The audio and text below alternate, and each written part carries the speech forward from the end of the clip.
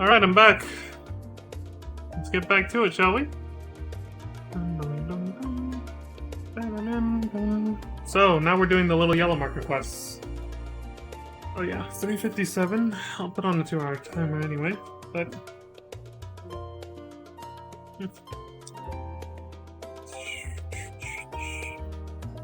There we go.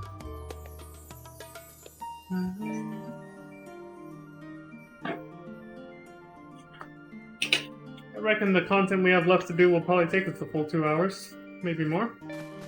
I doubt more though. It'll probably just be about 20 or 2 hours. 20 hours. Oh wait, I'm forgetting Tataro's little quest line. Never mind. Yeah, it's probably gonna take a little more than 2 hours.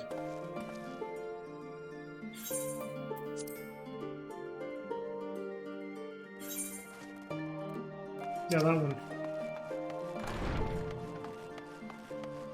A heartless hypothesis.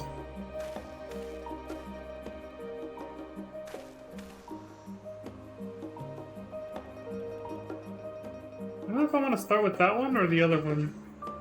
Not this one. I'm thinking of this one or the role quest one. Actually, the role quest one, because that one was 6.1. These were 6.15, actually.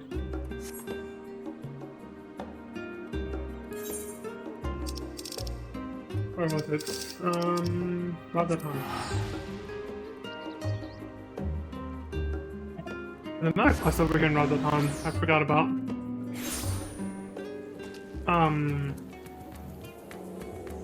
Which is going to probably take...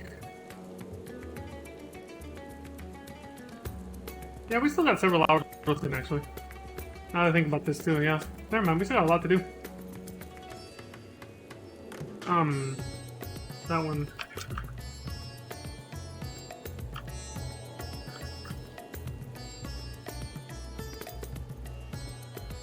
The Sleeping Gentleman.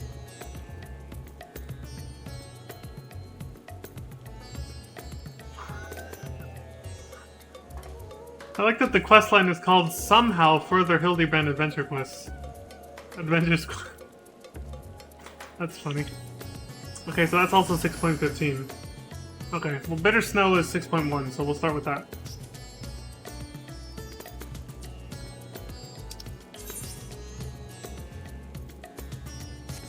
Hall of the Radiant Host. Please, sir, this way. Please.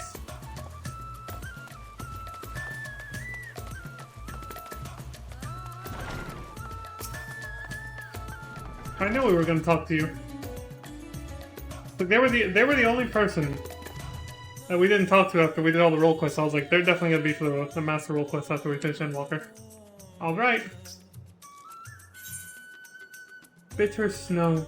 The glint in Shirabot's eyes suggests she was hoping you might pass through. Oh, Fortune was involved in this, huh?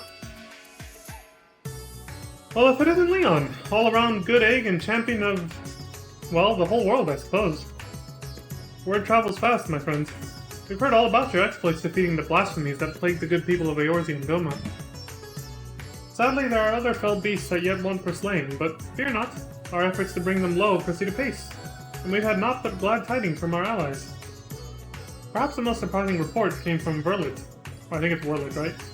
Where soldiers led by the infamous Black Wolf fought alongside Alamican troops for yet another hard-earned victory. That's very poetic, I like that, yeah. Reports from Garlemald, however, suggest another blasphemy threat lurks in the snows, and we received a petition for assistance. Holy shit, there's still another blasphemy out there? Strange, don't you think? When the effects of the final days began to spread in earnest, we encountered a great many monsters in Garlemald, but never a blasphemy. And to make matters worse, they say the Garleans who chose to remain and rebuild have begun transforming into yet more hideous creatures. What? From what I understand, it was you and your comrades who brought an end to the source of the final days, is that right? Even so, it would appear its effects will linger a while longer. Until this malevolent influence on Akasha subsides, I dare say this won't be the last time we hear of such sightings. As for the blasphemy, we have reason to believe it is a great deal stronger than any we've faced thus far. Your strength and experience would prove quite valuable, if you're willing to help, of course. Why, of course I'll help. I'm gonna be a douchebag and Say the second answer. Truly? Our contacts in Charlene will be thrilled to hear it. Though they did not explicitly request your presence, it was clear from the first they were hoping for it. Though if I may be frank, I was not expecting Charlene of all places to be so concerned with the present state of Garlemald, what with their strict policies on non-intervention. Perhaps we'll find out the reason before this is all over. But that's an inquiry for another time. I'll not keep you any longer. Once you arrive in Garlemald, I should think the intelligence officer stationed there will be more than happy to apprise you of the situation. Keep your wits about you out there. Though have eluded us for so long, this blasphemy is like to be more cunning than most. You don't say.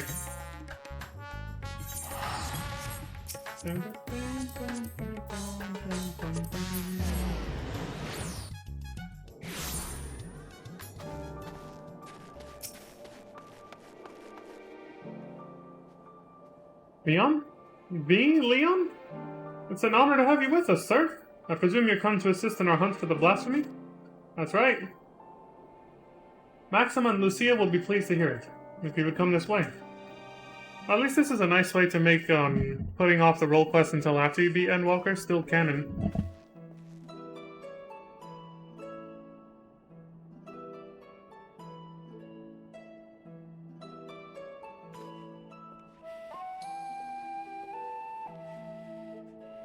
It is good to see you, Leon, though I wish it were under more fortuitous circumstances. Isn't that always the case? We were reluctant to call upon you, knowing you but recently returned from the far reaches of the heavens, but we are no less glad for your aid. Now then, I believe it best if the man who first discovered this blasphemy explained the situation.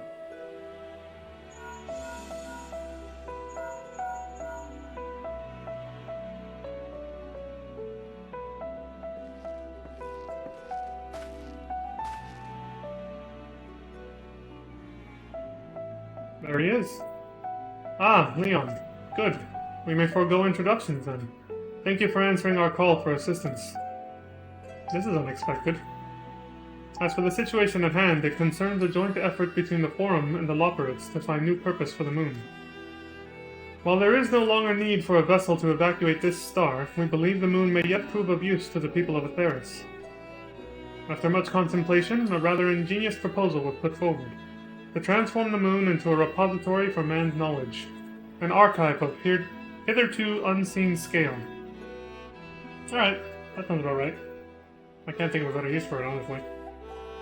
That way, if the time ever comes where we do actually have to run away again, or we're in some kind of situation like that, there it is already. In the meantime, it's just a fucking library orbiting around us. I like it.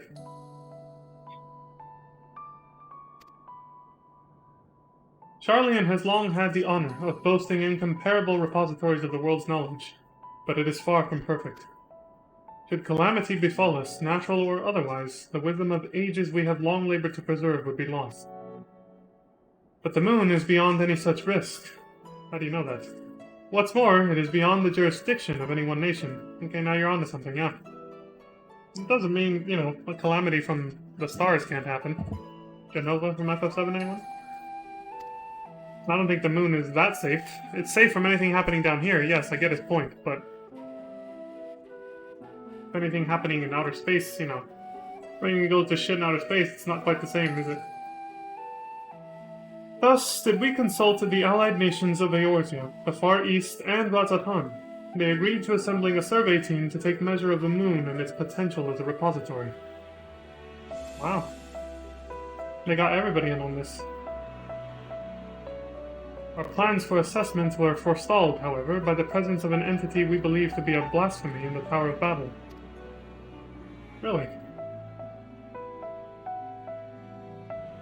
Claims of Garlean citizens transforming into monsters shortly after its discovery only gave further credence to our initial supposition. But we've not only ill tidings to share. Reinforcements have been dispatched to aid us in quelling the blasphemy threat. Lord Arturel and a member of Gridania's Keepers of the Entwined Serpents have already begun an investigation into the catalyst of these transformations. Though the skies no longer burn and the spread of this affliction is much curtailed, we must remain vigilant. Until the blasphemy threat has been quelled, Alfino and Alize have graciously offered to help keep calm the people of Tertium, while we attend to the people here. Sounds good? But the matter of the blasphemy is not so easily resolved, I am afraid. We recently met with certain complications that have hindered our plans. Yugiri and Fordola are presently deliberating how best to resolve the situation. Perhaps it would be best if you heard the details directly from them. Okay. I should like to join you, if I may. As this endeavor was originally undertaken on Charlene's behalf, I feel it is my responsibility to see this through to its conclusion.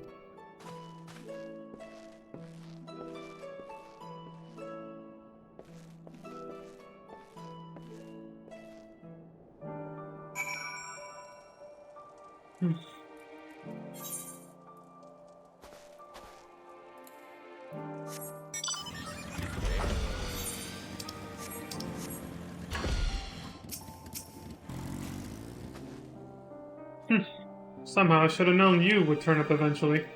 Ha! You miss me, ladies? That's more of a tease to Fordola.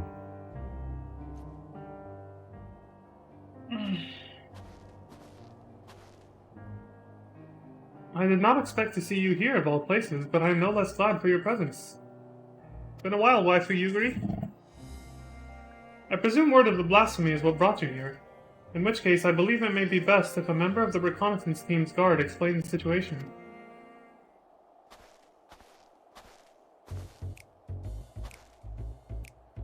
I knew we were gonna see this guy again. Fucking knew it, dude. When we finished the fucking melee DPS questline with, you know, Merlewhip and everything, and this guy, I was like, we're gonna see this dude again. He made it sound like we were gonna see him again pretty soon, so. An acquaintance of yours? Long time no see, Lawrence. Captain of the Company of Heroes. Buffoons. I did tell you were the worldly sort, but bugger me if I know where you heard my name before. He did say this too. He said, excuse me if the next time we see each other, I pretend like we haven't met. He had his reasons for that. I didn't forget that detail. So now he's just playing dumb, like he said he would, when we parted ways. I'd heard tell you were the worldly sword, but bugger me if I know where you heard my name before. I'm just a lowly sword for hire, hoping to fatten my purse with a touch of mercenary work after taking my leave from Limsa. The job sounded simple enough, but, well, I'm sure you wouldn't be here if it were, eh? Sure. But you didn't come all this way to hear about me, did you? The blasphemy we're after is making its nest in the upper reaches of the Tower of Babel. The auxiliary sector, I believe it was. But it wasn't alone. A sizable horde of beasts were circling about like knights protecting their queen. Naturally, we thought to strike them from a distance before engaging in earnest, but not a single bullet reached its mark. They were protected by some manner of mystical shroud, as far as I could figure. Without a keen eye for magic, I don't see anyone getting through. By the time we understood the futility of the situation, we'd been spotted. Retreat was our only option. Pains me to say it, but there won't be any brute force in our way through this one. My understanding was that, once transformed, these blasphemies are completely devoid of ether. With what energies could it create such a barrier? That's the question, isn't it? I almost wanted to say in it. That's the question, isn't it? My first thought was some heretofore unknown technique for conjuring shields. Needless to say, I'm out of my depth when it comes to matters of magic. Which is precisely why I plan to speak with the Elder Seeds here when she arrives. If anyone can help us find a way to overcome the blasphemy's protection, it's her. In the meantime, could we trouble you to help with the not-so-small matter of people changing into beasts? The blasphemy's horde was large enough when first we found it. We can't afford for more to join its ranks. Very well. We shall reconvene with Lord Arturel and discuss strategy. Right on.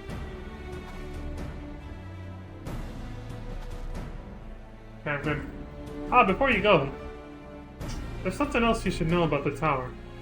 From the moment we set foot inside, I could swear there was someone or something watching us. I shrugged it off, thinking it a figment of my imagination, but in hindsight, I'm not so sure.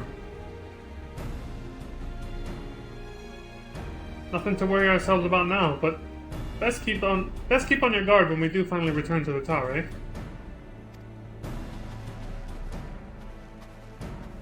Trying to read too fast, I gotta slow down. Lord Hien will be arriving ere long, aptly dressed for the cold, I should hope. Gosetsu would no doubt count himself fortunate to be absent if he knew we were here. Yeah, I hate this shit. Ehrenwald sends his regards, by the way. He asked me to tell you not to push yourself, but we all know what a waste of breath that'll prove to be. Hey, thanks. Poor Dolo, you know me too well. God. What I couldn't give for a nice hot bowl of soup! All you brought was a scarf. Not enough. I'm underdressed too, but I have plot armor, so...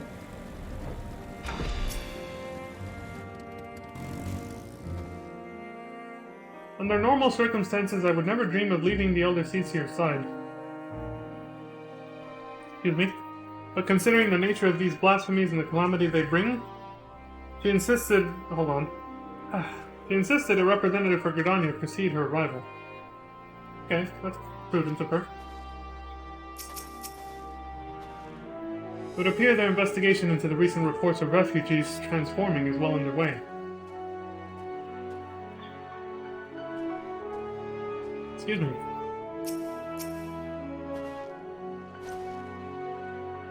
Ah, Leon. It's good to have you with us, my friend. Indeed. The road before us is not an easy one, and a man of your talents will prove invaluable to our efforts. We but recently returned from reconnaissance, wherein we made a few rather surprising discoveries. First and foremost, we were pleased to discover that no one residing within Camp Broken Glass or Tertium have turned. No doubt thanks to the concerted efforts of Maxima, Alfino, and Alice. However, we have reason to believe those who did turn all hail from Locus Aminus. You mean Corvos, the Garlean's ancestral home? The very same. When the ill effects of the final days began to manifest there, a number of Garlean refugees from the region sought sanctuary in Garlemald. But the capital was already in ruins when they arrived. They were offered asylum, but many refused and instead chose to fend for themselves on the outskirts of the city. The people we met. We are of a mind to go and speak with them directly if you would care to join us. Perhaps together we can learn what of their recent circumstances has triggered such terrible change among their people. Well, that's why I'm here. Pros and hope. Anything else? Locus Aminus suffered greatly in the wake of the final days. It is only natural they would have sought shelter at the capital. I can but imagine their horror upon arrival. Yeah. I am not Garlean by blood, but having been raised in the Imperial Provinces, I would be lying if I said I'm not moved by their plight. Yeah. Good to fight alongside this guy again, too. I remember I did the Tinkerol quest with him. Pros and hope. Time being of the essence, I believe it prudent we split into two groups and cover as much ground as we may, as quickly as possible. If you and Master Fortuno would inquire after the people at Victor's Spoils, the two of us shall see what we may learn at Liminal Station 4. When you have finished, can you meet us there? Right on.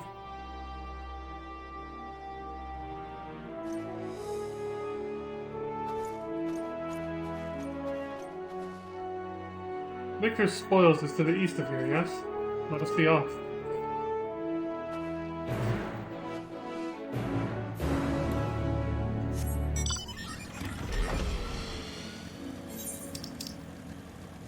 Oh, hold on. Yeah, fuck this. Way closer.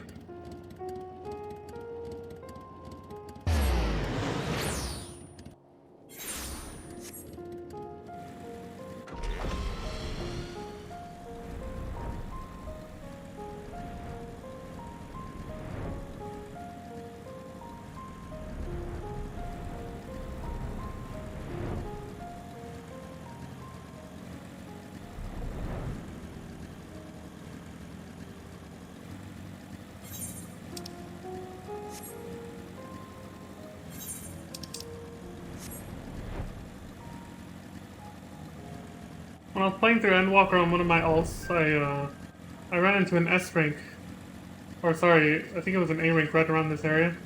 Right as the hunt train came into the map and looking for it, because I saw the shout chat light up, and they put coordinates on the chat that were exactly where I was, and I was like, oh shit, it's this thing. It was Mecha Harambe. Well, naturally, I attacked it first before any of them got there, because I was like, fuck it, why not? They're about to kill it anyway. And then I proceeded to play defensively and run around and stay alive until they showed up and killed it. Mecha Harambe. If they should choose to reside here in the cold, I can but presume they will not be amenable to conversation. Even so, we must not be deterred. Come. Right behind you, dude.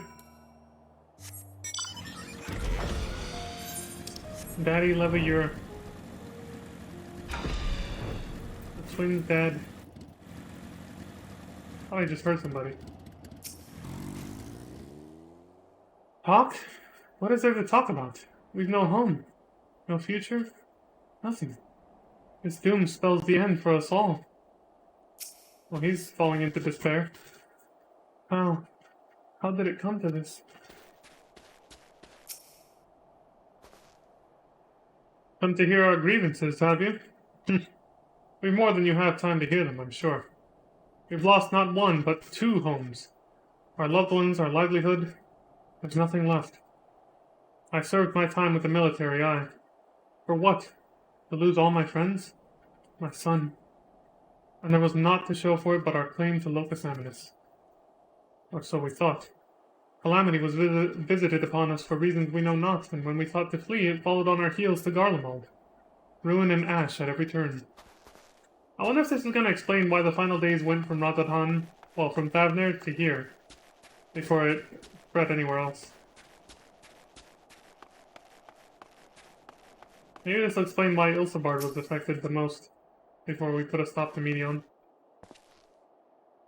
Shall we meet back here when we have finished? Sure. Can't imagine why you or anyone else would feign interest in our troubles, but if you insist. You'll find a great many of the people here were in the military at one time or another. Some retiring with honors and others without. Sadly, I'm one of the latter, bore one too many scars in battle. Even so, my contributions were enough to warrant leave to move to Locus Aminus. It was a land of warmth and bounty. The Corvosi rebellion, admittedly, proved troublesome for a time, but it didn't take long for the Second Legion to quell their uprising.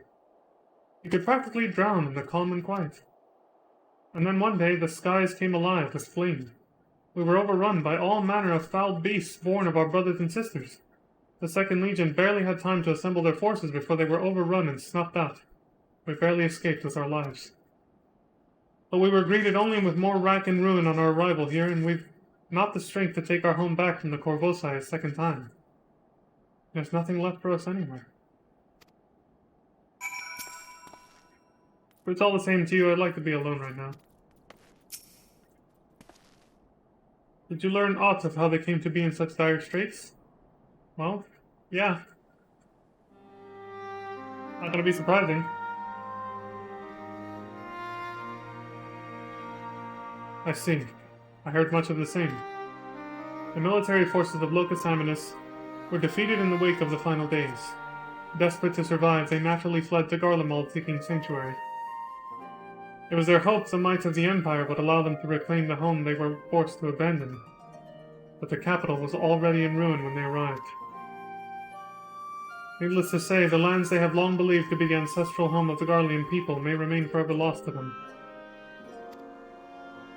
Those unfamiliar with history would believe they have always resided in the bitter cold climes of northern Ilsabard, but that was only after the Corvosi invaded 800 years prior. With the advent of Magitech, I imagine it was all too easy for Emperor Solus to rally his people and take back what they believed to be rightfully theirs. Yeah, yet history would tell us true, that the land they call Locus Aminus has been known by other names and served as home to myriad peoples. Indeed, one need only look back to the Allagan's reign in the Third Astral Era to give the lie to Garlean claims of sovereignty. Yet even had they such ancestral ties to Locus Aminus, antecedents cannot justify their animosity to foreign peoples. Animosity poorly veiled by delusions of justice, as has been the case for so many nations throughout history. Would that man had the sense and strength of will to break free from such chains of hatred. Feels too real, man. I second this pretty strongly. Considering everything happening in real life, yeah. I feel very strongly the same way. Help! Someone help! They've turned! Another monster? Quickly, Leon. We haven't a moment to lose. I almost kind of choked up there, thinking about it too much before that happened.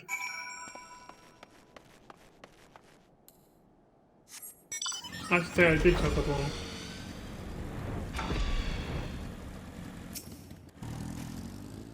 God. What happened? Yeah, what the fuck happened? Where'd they go? One of my mates seemed unwell, so I thought to come over and look in on him. Next thing I knew, he... No one appears to be injured. Did he not attack? He just walked off in the direction of the tower, in a daze, as if it was calling to him. He could not have gone far. If you would go after him, I will remain here and see that all are accounted for.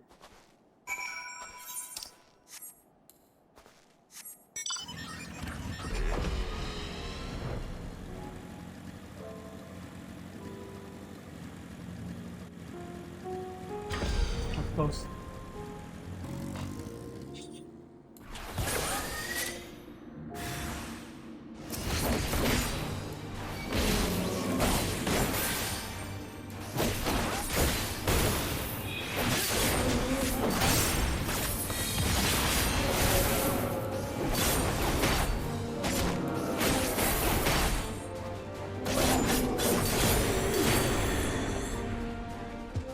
Still gotta practice that fucking opening. I don't keep forgetting how it goes.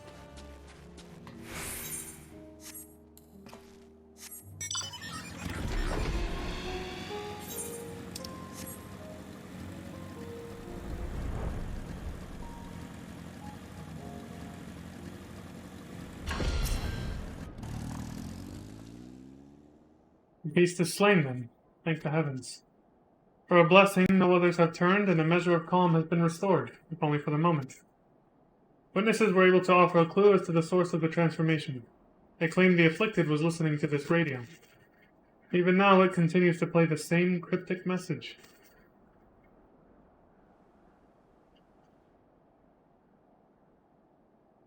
This again, huh? Empire. No more. Never again. Rise. Ashes. Sounds like somebody who was very, very loyal to the Empire fell into despair and became a blasphemy that's leading the other ones. It's doing basically what Anima did, but since it's not a primal, it's not working based on ether, it's dynamis instead. The radio, instead of offering protection while still delivering the message, is actually doing the opposite. Causing people to turn. Though distorted by radio static, you can hear a voice saying, "The Empire is no more. Never again shall it rise from the ashes." Yep. But how is this possible? There are no facilities left standing that could possibly deliver a broadcast. I like that they're playing the extreme Monka Shake music right now. I love this song because it just puts you on edge so much. It's so tense.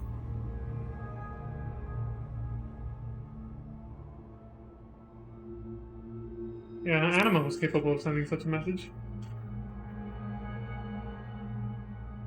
Be that as it may, Anima is no more and the Tower of Babel has fallen into disrepair. By your hand, no less.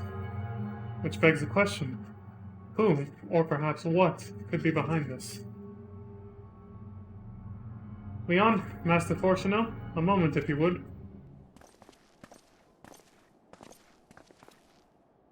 What's up?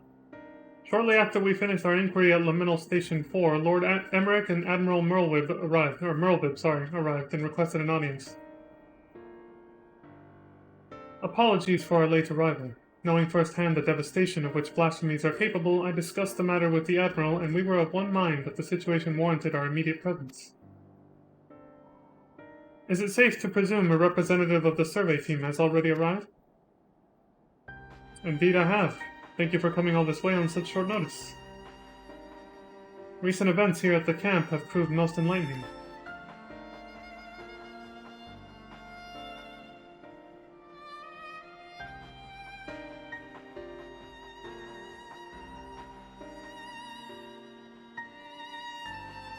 And this is the aforementioned radio? Empire, no more, never again, rise, ashes. A harsh reminder of their misfortune. Sufficient to push some wayward few over the edge, it would seem. Yet there still remains the question of who is sending this message and from where. Glory, everlasting, Garlemald. For glory everlasting, for Garlemald. No, it couldn't be. You recognize this message? A mantra often spoken by Lord Nerva.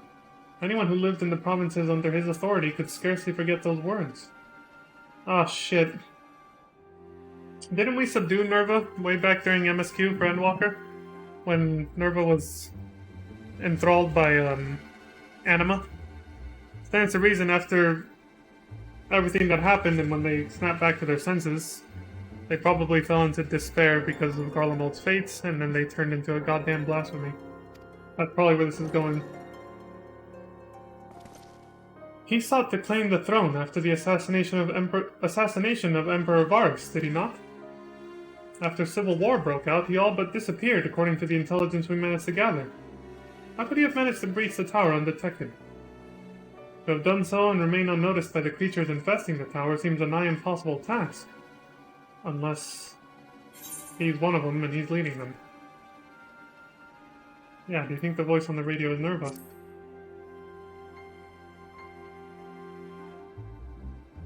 In a manner of speaking, yes. Not as the man he once was, but as a blasphemy. Robbed of the throne and forced to watch the empire he longed to command crumble before his very eyes. If such loss did not drive him to the same fate as Quintus, the despair he felt no doubt overcame and turned him. I mean, let's face it, Quintus would have turned if Zodiac was already dead by the time he did what he did. He probably wouldn't have even had the chance to kill himself like he did.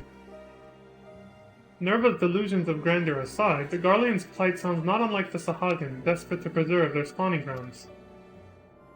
Indeed, though unscrupulous by any measure, the Garleans found solidarity in their ideology, as did the people of Ishgard in the church. Adrift without home or purpose, it is all too easy for despair to take hold. Yeah.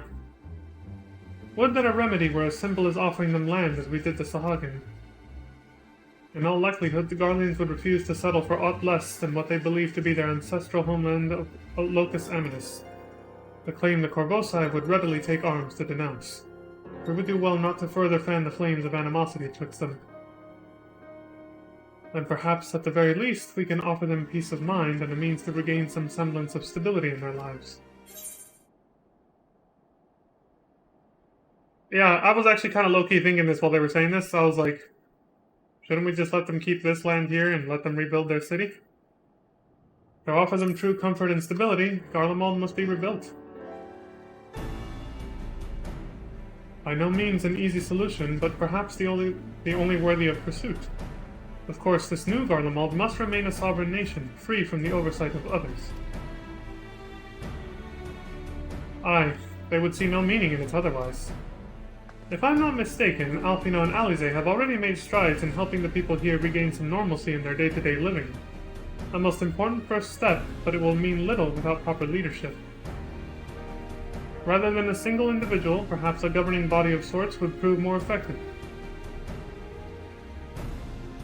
There are a number of former Senate members among the refugees at Camp Broken Glass, as I recall.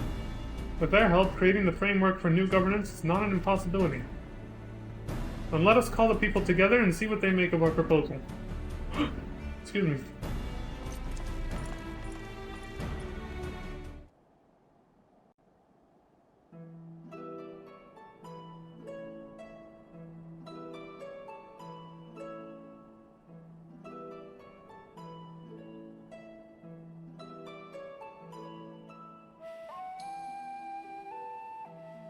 The final days has taken much from you all. I can but imagine the pain you feel in the face of such immeasurable loss. And though the final days have been averted, its effects yet linger, and a blasphemy has been born of your suffering. Decisive action must be taken before further harm is wrought upon you. To overcome such adversity is too great a task for any one person. But as a people united, there may yet be hope for the morrow. While it is not our place to decide how you will move forward, we would offer a small measure of guidance. We were told a number of former members of your Senate yet remain among you. Would you be amenable to an interim government led by these individuals until such time as Garlemald can be rebuilt?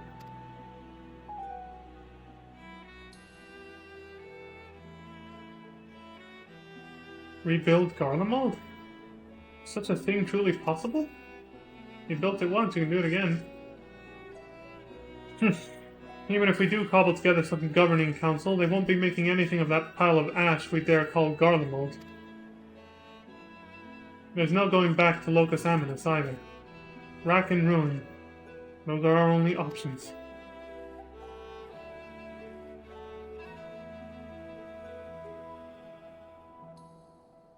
I realize to rebuild Garlemald is a seemingly impossible task, but you needn't undertake it alone. My children are working with members of the First Legion as we speak to begin an organized relief effort. And there are others from the provinces no doubt willing to lend their expertise. You need but ask, not as would-be conquerors, but as brothers and sisters of this star, and others will heed your call. If you should still see no merit in the rebuilding of Garlemald, then I would instead offer you residency in Sharlayan. I promise you will be welcomed with open arms. You have your choice. Sharlayan? So now you'd expect us to go and lick boots in some country we've never even heard of?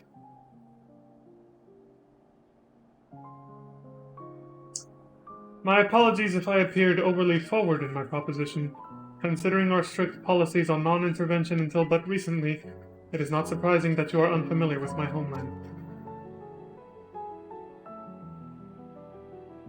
It is an island nation to the north, home to myriad peoples, which is why I believe it would not prove difficult to accommodate you and yours. To be clear, you would not be migrating to Sharlayan to live in servitude. You have my word that each and every one of you would be guaranteed citizenship upon entry. And why exactly would you go to such lengths for us? For the conquerors you barely know. Sharlayan was long aware of the coming doom that would be the final days, and so we were preparing to evacuate this star, taking as many people and resources as our stores would allow. Initially, it was our intent to save the people of Garlemald as well. But we had not forgotten your transgressions invading Alamigo, your rejection of our entreaties for peace. After a great deal of deliberation, it was decided that we would forego an invitation to Garlemald, a determination made with great trepidation.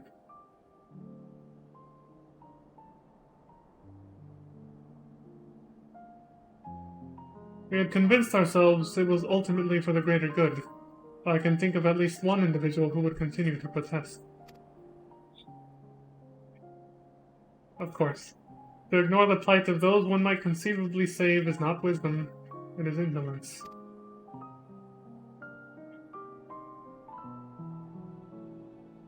Sage counsel I brazenly cast aside when confronted with the final days in earnest.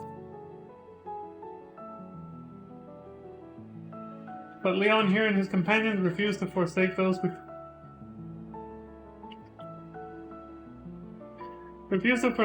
we were otherwise unwilling to save.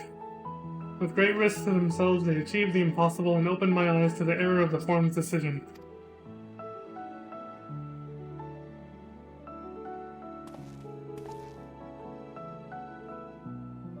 If all of the roads lead to ruin regardless, perhaps we should at least consider it.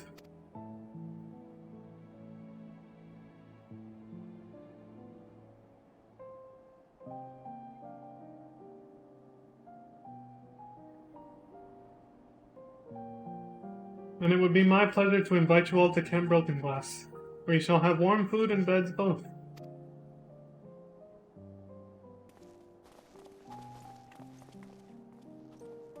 Damn, dude.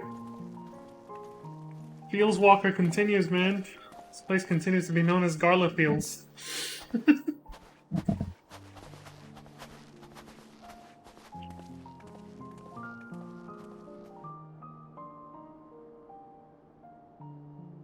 Admiral Merlviv and I shall speak with Maxim and the others and consider how best to assist the Garleans moving forward. If we broach the subject of the blasphemy, however, we will not hesitate to call upon you. Sounds good.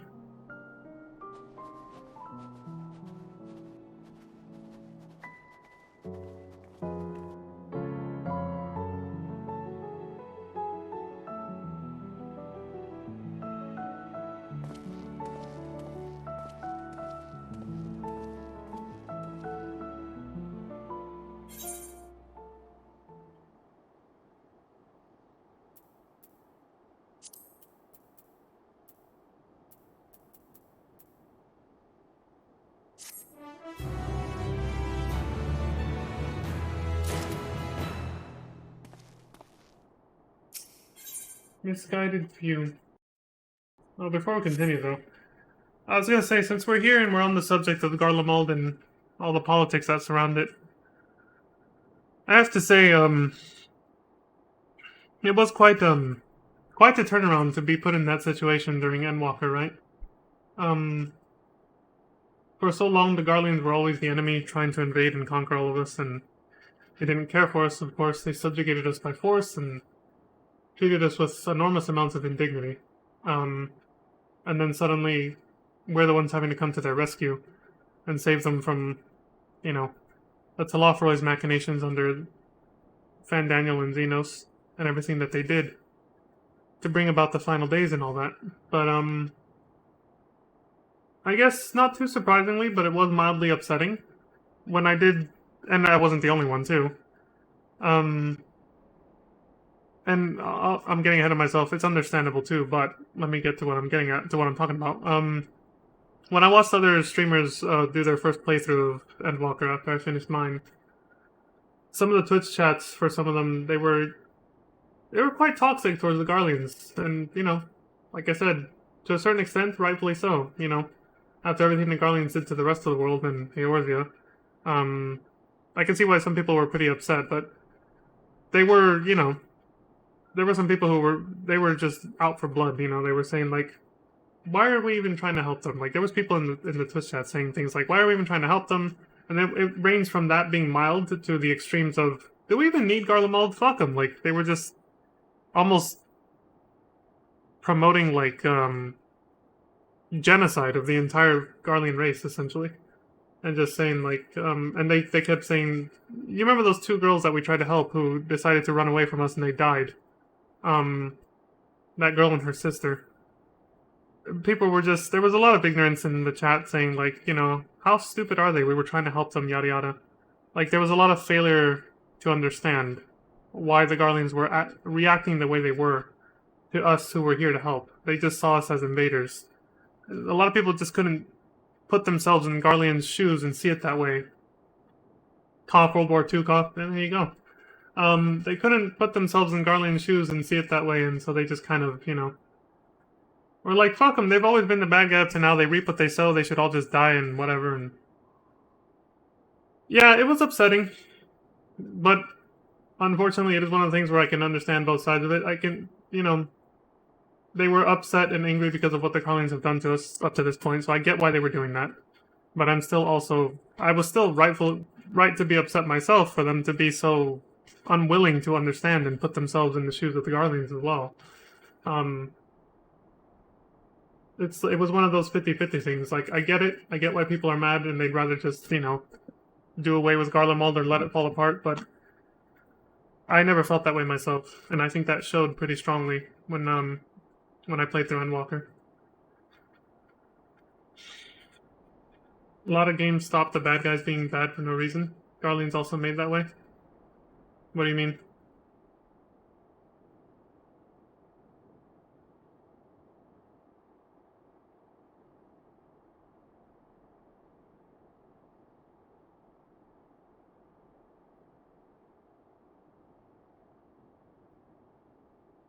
Sorry, that threw off my train of thought. What was I saying? Alright, so yeah, I thought it was also, I thought it was pretty ignorant, but I still understood why people were so angry, though. And yeah, like I said, during my playthrough, it showed that I couldn't help but feel for them despite the conflict and emotions. I did all because even I also just felt like, this is kind of ironic now, but at the same time, people are people. So I was still just like, I still felt quite a bit of sympathy for them, and even more so as the story went on and we explored more of Garlemald and what was happening to the people. I think I pretty much got most of my thoughts on this during my Endwalker playthrough. It's so far back now, I can't really recall everything I was feeling and thinking now, but that's why I recorded it, Oh, I see what you're saying. Yeah, the Garlings aren't just bad for no reason. They're this way due to the many years since they were forced to flee north due to the... Yeah, exactly. And they even explore that a little bit in the story. But I feel like you get more of an explanation from the Reaper storyline. Not everybody's going to unlock the Reaper job, so they're not going to get that lore, unfortunately. I feel like it would have been better if some of that lore from the Reaper storyline had been reiterated or put into the main story as well to help people understand that. Because, yeah, I think that's a big part of it. And somebody who I watched playthrough Endwalker said that too. They mentioned that it would have been better if they would have included that into the main scenario. More of what was explained in the Reaper storyline in the main scenario would have helped a lot more people understand them. Why the Garlings became what they became. Under, of course, the rule of Emmet Selk as Solace, who basically took advantage of what happened to them to create an empire for his own reasons. But, to sow chaos and strife to bring about more rejoinings. They're basically, from the very beginning, they've just been they were just more victims of the Ascians, trying to bring about rejoinings. And they didn't even know it. They were taken advantage of for the hatred that had already welled up inside of them from being the ones that were being discriminated and conquered by other people who were able to wield magic because they weren't. So they were considered weak and they were stomped on and everything. Yeah, without knowing that history, it's easy to understand why people would, again, it's from ignorance. It's exactly what I was just saying, in simpler terms. From ignorance, that is why there was a lot of people in the Twitch chat saying, fuck the Garleans, let them die, yada yada. And yeah, I didn't think that was right either. It didn't sit well with me either. And there was, like I said, there was a few other people in those chats who were also kind of like shaking their heads at that. But yeah, it's a difficult subject. It's like, can't forgive what they've done. You can't condone it either. You can't condone it and forgive it, but at the same time, it's like, they're still just people, and, well, a lot of the people, they were brainwashed into believing the things they did by propaganda and the like, and their history shows that they have a reason for doing what they did as well. Like I always say, the world is shades of gray. It's nothing's black and white, right? I'm trying to remember... If I paraphrase it, it's going to be bots, but I'm trying to remember a quote I heard from, it was in this game. It wasn't too long ago, either. Shying away from conflict. Something like this. I can't remember who said it. It was very recent. Shying away from conflict isn't, like, noble or virtuous or something like that. But rather, you should seek to, like... Instead of shying away from conflict or confrontation, you should seek to put yourself in the shoes of your enemy. Which was meant to say... I think it was Estinian who said this. I'm paraphrasing, I don't know the exact quote, but rather, that was to say to understand your enemy and why they're doing what they're doing. Regardless of whether they're the invaders or the ones being invaded. To understand them, putting yourself in their shoes, basically. Instead of just trying to run away from all conflict, which is like what the Charlemanes were doing. But Estinian was referring to someone else. I can't remember. But anyway, yeah, I thought that was just something I wanted to bring up because obviously during my playthrough of Endwalker, I didn't know how other people were reacting to the whole Garlemald part because I hadn't seen, it was a blind playthrough. I didn't see anybody else play it and I didn't see anybody else's Twitch chat, obviously. It wasn't until after we finished Endwalker when I went back to see other people stream it that I saw how other people were reacting to the whole Garlemald thing. Walk a mile in someone else's shoes. Yeah, that's not what Estinian said, but more or less, yeah, it's the same thing, yeah.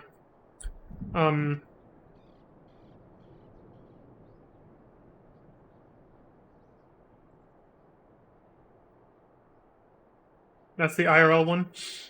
Yeah, I think the reason Estinian just used a different phrase was because he was referring to people who try to just completely avoid conflict altogether, That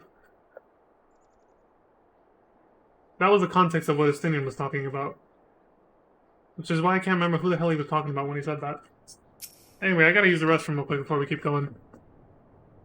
And yeah, Estinian did. That's why he's the one who said it too, because he knows all about that. With what he went through with the Dragon Song War and everything. Mm-hmm. And he understood the same hatred Nidhogg had for humanity for the same exact. They were both hated each other for the same exact reasons, basically. They both felt that the other one wronged them and killed their family, which is true. Humans killed Nidhogg's sister, Ratatoskr, right? And Nidhogg killed Estinian's family. They had a lot in common, those two. The First Orden, yeah. That betrayal. Anyway, I'll BRB. I gotta use the restroom real quick, and then we'll continue the questline. I realize I kind of went on a tangent there, rambling. It took a lot longer for me to say something very simple. It shouldn't have taken that long and that many words, but I got a little carried away. But yeah, always the lesson was basically, yeah, just always try to seek to understand your enemy, I guess, and why it is they do what they do. Don't just, condone them like those angry mobs in those Twitch chats were doing during those Endwalker playthroughs that I saw. They were just like, fuck them, let them burn. It's not the way to pave a path forward for lasting peace. It's not how it works. That being said, that's why I'm very glad about this. I'm very happy that this is happening, that the rest of the world and Eorzea's nations and everything are actually helping Garlemald and the Garleans get back on their feet.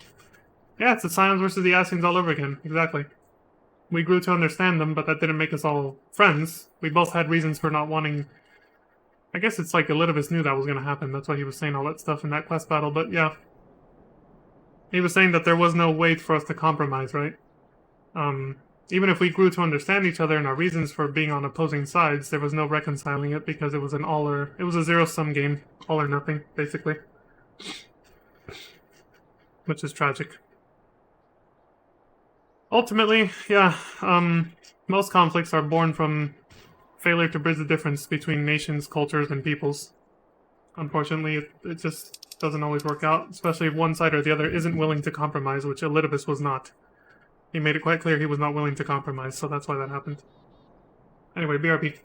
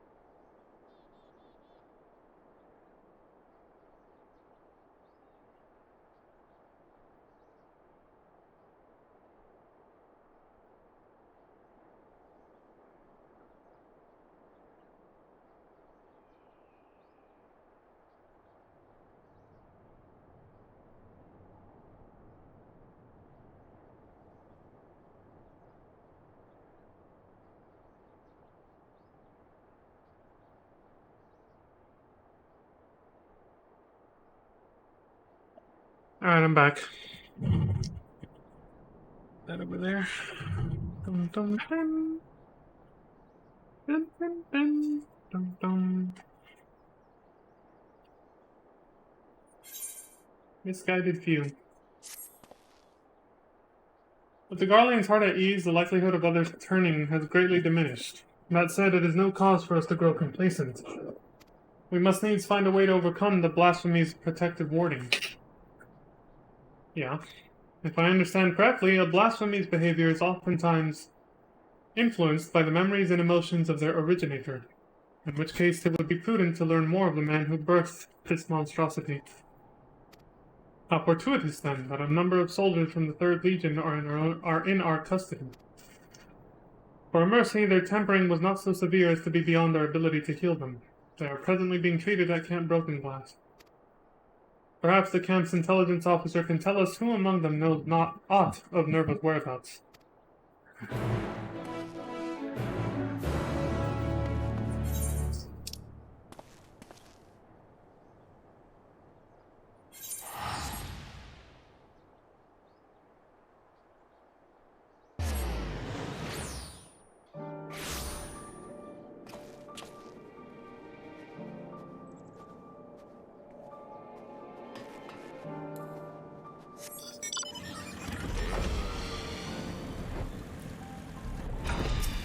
You know, looking back at what you said, Crimson, the whole thing about how lots of games stop bad guys from just being bad for no reason or whatever, it reminds me of the interview that I saw, that I reacted to Zeppler reading that interview with between the writers of this game and Famitsu, I think it was, the magazine, and how they talked about how back when, like, A Realm Reborn and Heaven's Word and all that, the Ascians were kind of not developed yet, lore-wise.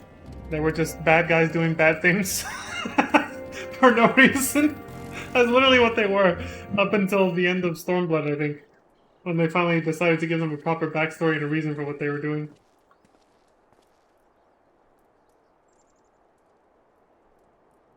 They were just shady dudes doing shady shit. I see. Perhaps it'd be best if you speak with Virgilian, Legatus of the 3rd Legion. He's still on the mend, but the Chirurgians aren't like to oppose a brief conversation. If you would wait here a moment. Funny that they said that in the interview, though, because it always seemed like they always had an ulterior motive, because, like, even back in Realm Reborn, Elidibus said he wanted to restore the world to what it used to look like. But yet, in that interview after Endwalker, they mentioned that they didn't really, you know, they didn't have all that stuff planned out yet. Oh, is that her without her helmet? Eorzea's champion, I presume, and one of his cohorts. She's the one we fought in that quest battle back in early Endwalker, right? What business have you with me? Ilsabard is faced with imminent crisis, and we believe the knowledge you bear may be key in stopping it.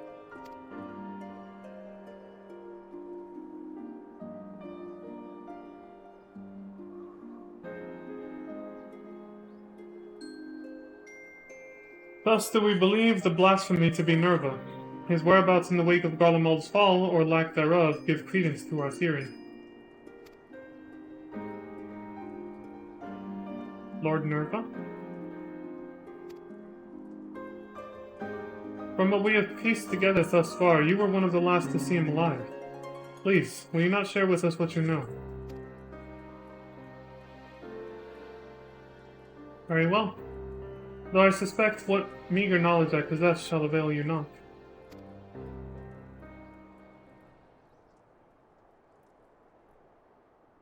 I last spoke with Lord Nerva shortly after the warring with the 1st Legion began.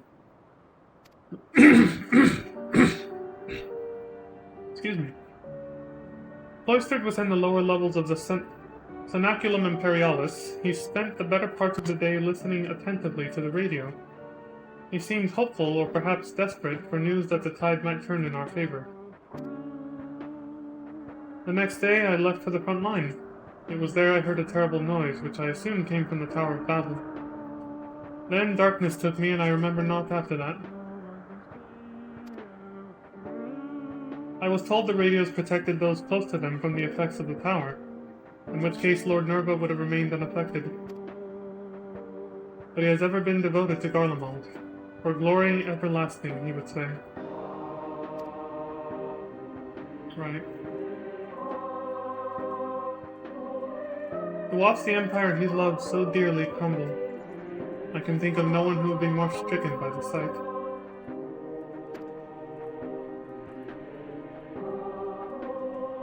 It would seem we were right to assume what became of Nerva.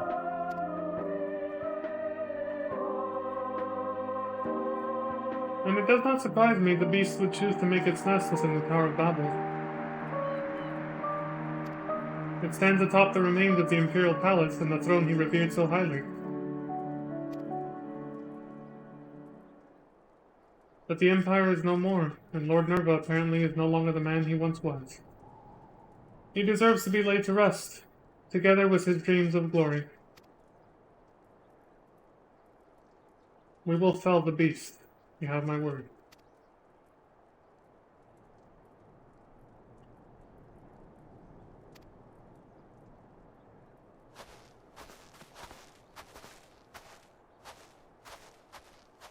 Apologies for the interruption. Kane Senna has arrived and we're ready to depart. There she is. It is good to see you, Leon, Master Porcino. Likewise, milady. Mommy Kane. I have spoken with Lawrence of the Ward protecting the blasphemy, and I am quite confident some manner of ether-based magic bars our path. That's interesting. If I may be so bold, Elder Seedseer, we reached the same conclusion initially, but that simply is not possible. These creatures born of the final days are devoid of ether. As such, they would be unable to produce such a barrier in a manner to which we are accustomed. Do you suppose it possible they manipulated dynamists to achieve a similar effect? I too thought to dismiss the notion of a barrier fueled by ether. That is, until I stepped foot here in Garlemald. Even now I can sense streams of ether flowing toward the tower. Its purpose was, after all, to harvest reserves of energy sufficient to reach the moon. Even if one was incapable of manipulating ether directly, it stands to reason control of the tower would alleviate such a need. It is merely conjecture, of course. I cannot say for certain until I have examined the currents with my own eyes. Might I ask you to accompany us?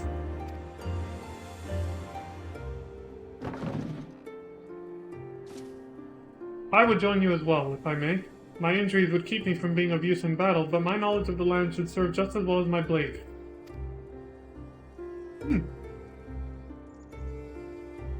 I would not be opposed to your company, but it is not my decision to make. Is it me, or does she have a very elegant face? Virgilia, I mean. She may go, so long as she remains under watch by you and the others. Very good. Might I suggest we begin with Regio Urbanissima? I sense the greatest confluence of ether in that vicinity.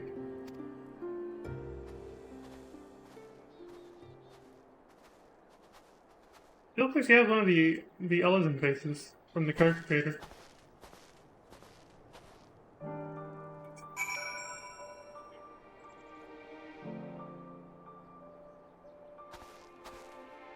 I think it's just one of the regular like hero faces that just happens to have that look about it for some reason. Okay, that was closer. I don't know.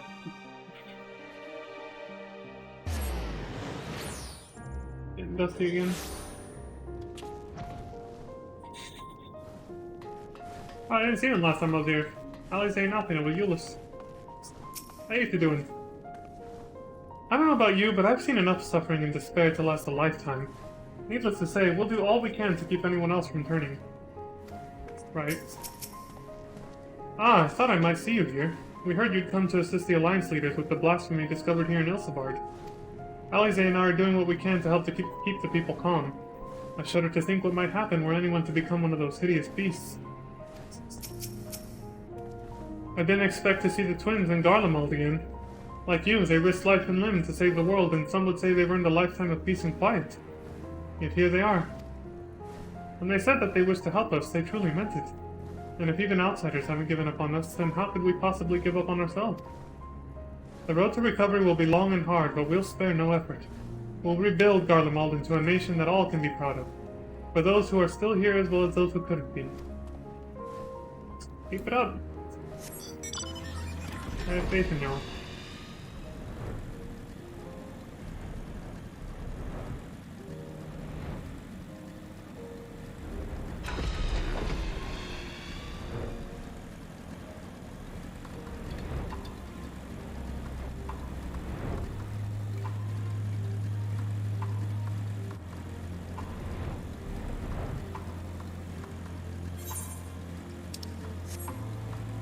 Even before we knew the Garlean's backstory, though, I gotta say, I was never one to assume that they were just bad guys for no reason, though, I gotta say. I always just kind of assumed they really believed their own propaganda, which was the fact that they felt the need to, like, kind of, they felt the need to tame the rest of the world, which is obviously a convenient excuse for empirical expansion that's even used in real life, right? But they bought into it so much that they were like, we're like the saviors of these savages, essentially. And that's pretty much all it was that I thought it boiled down to, essentially.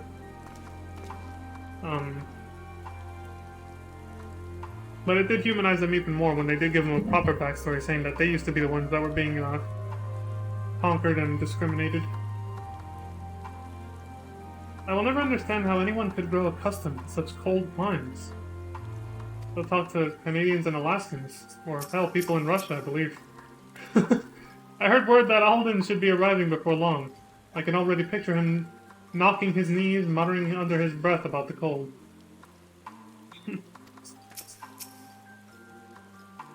I suppose they did say in that same interview I mentioned earlier that Garlemald was supposed to be based off of a combination of the Roman Empire and Russia, right?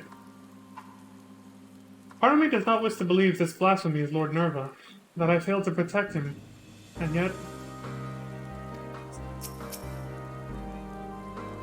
I'm sure it's just my imagination, but I can't help but feel we're being watched again. Somebody's ghosting us, or stalking us, I guess. In the shadows. It seemed I underestimated the resourcefulness of our adversary.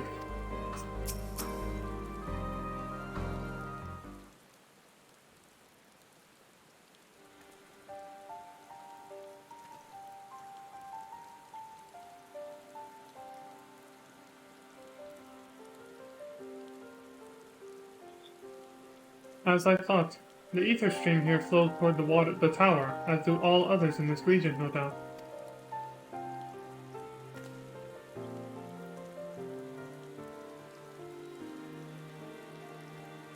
This convergence first began when the Telophoroi erected spires in all corners of Eorzea to fuel the Tower of Babel. But once destroyed, this divergence of ether should have ceased.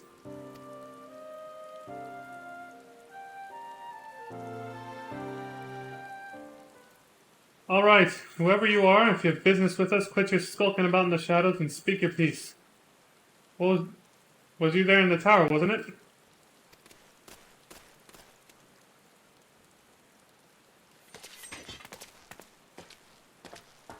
Oh shit. Nero. And I was trying to put my finger on where I've seen those boots before, too. My, you're sharper than you look.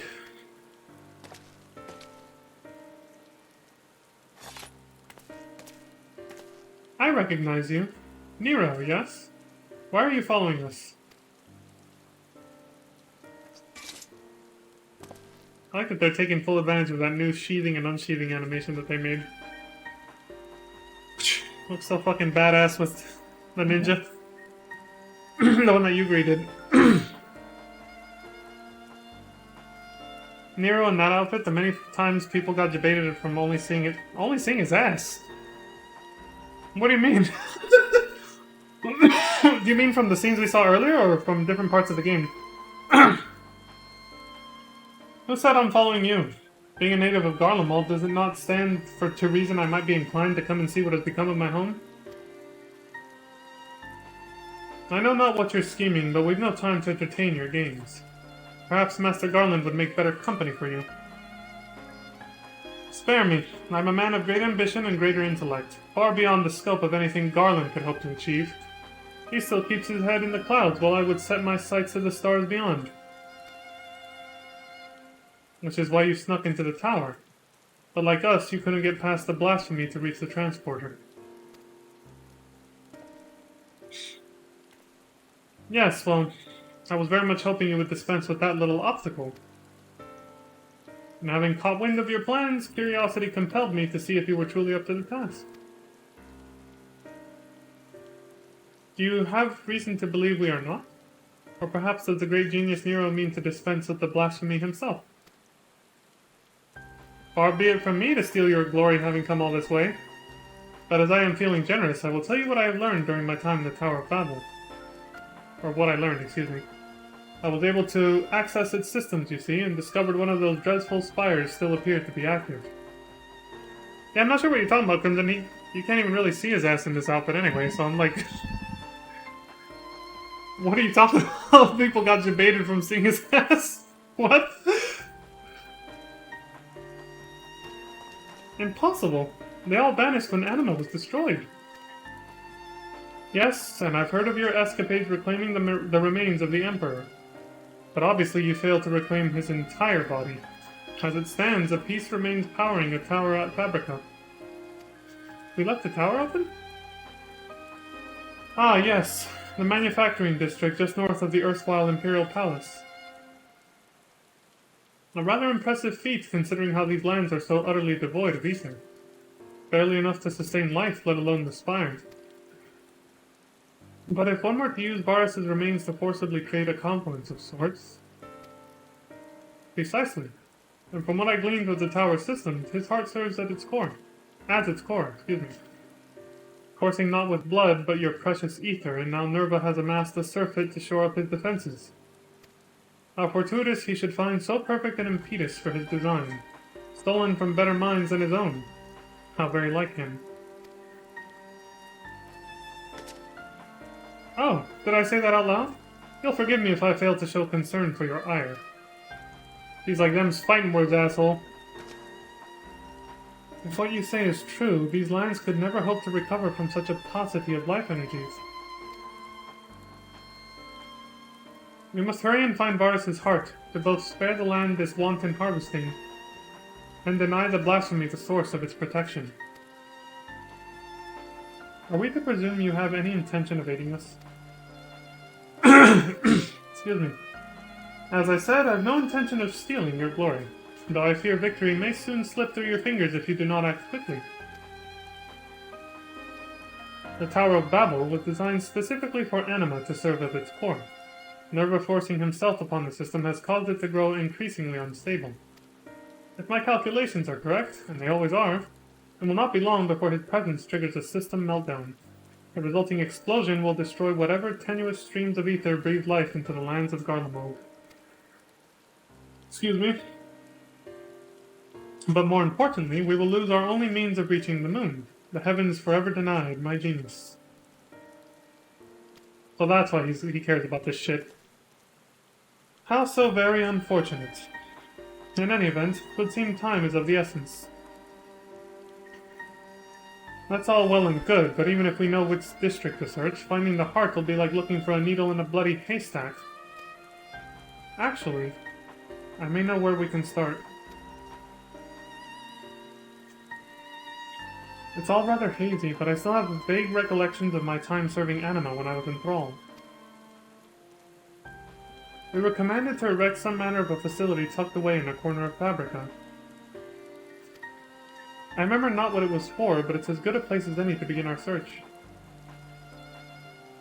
Certainly sounds promising, but surely this facility will be heavily guarded.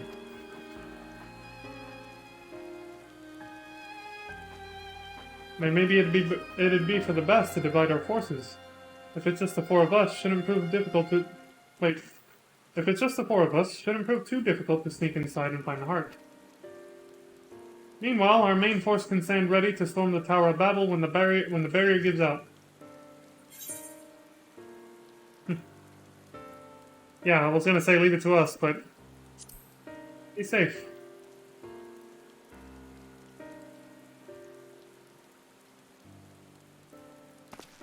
No heroics, alright?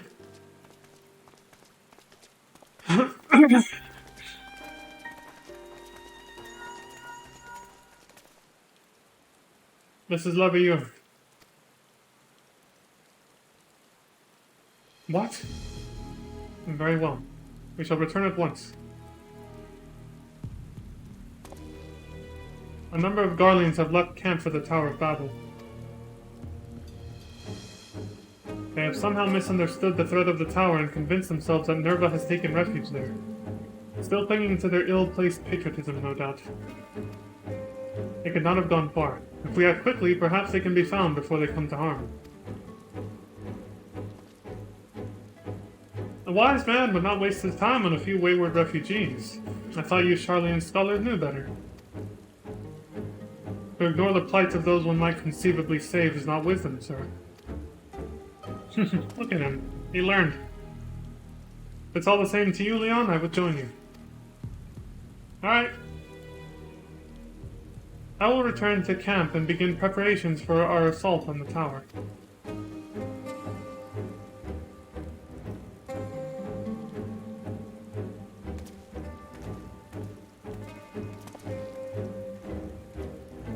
And I suppose I should go as well.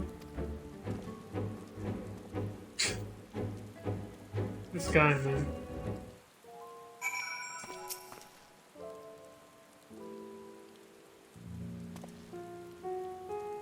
Though I am unarmed, I promise not to be a burden.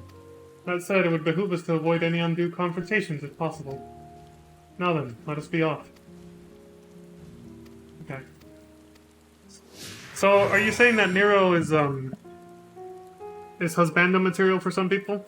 Crimson? So they're so people check out his ass or something? Often? I'm still wondering what you meant by that comment. I mean, hell, I was surprised when I found out Emmett Selk was, that people simped for Emmett Selk, honestly, so... I guess I shouldn't be too surprised if people simp for Nero, too.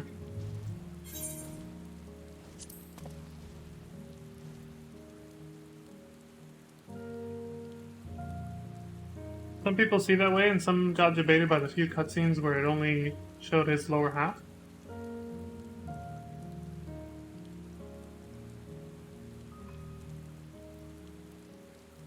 How were they debated? Like, did they think it was someone else, or... I'm not sure I follow. We have no time to lose. If they should reach the tower, there's no telling what may happen to them.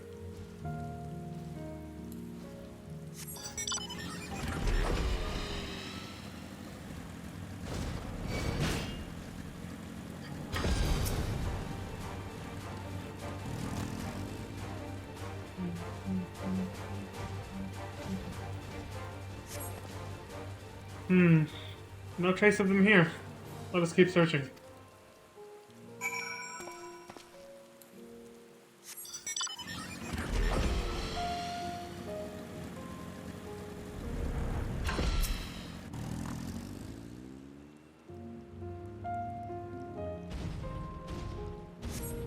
Help! Someone please! Yep, you saw one clip, someone was like, damn that ass, then it panned up to Nero. Oh, so you mean they thought like it was a chick or something? Or they thought it was like... I think I know what you mean now, yeah. That's hilarious, dude.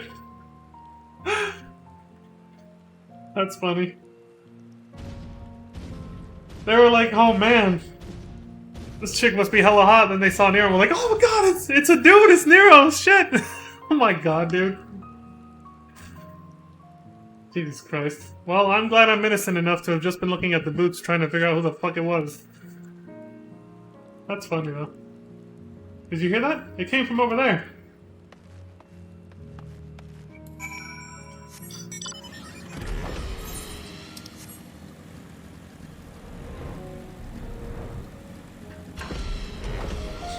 Can't believe people were doing that. Why would you assume? It's like...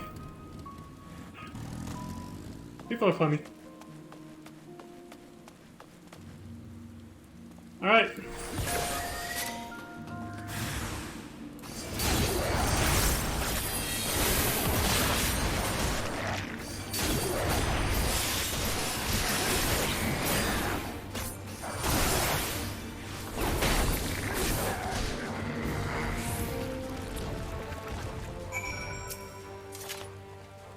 They are understandably shaken, but otherwise appear to be unharmed.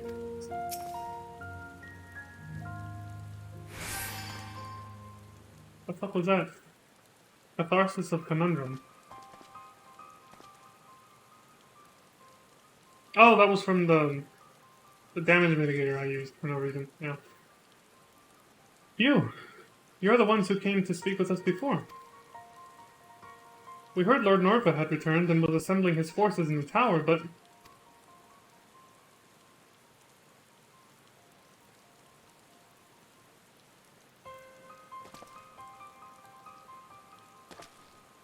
No. Not Lord Nerva, too. And there really is nothing left for us. I'll not deny your situation is dire, but you are not without a path forward. I believe you've the passion and conviction needed to rebuild Garlemald if you so choose.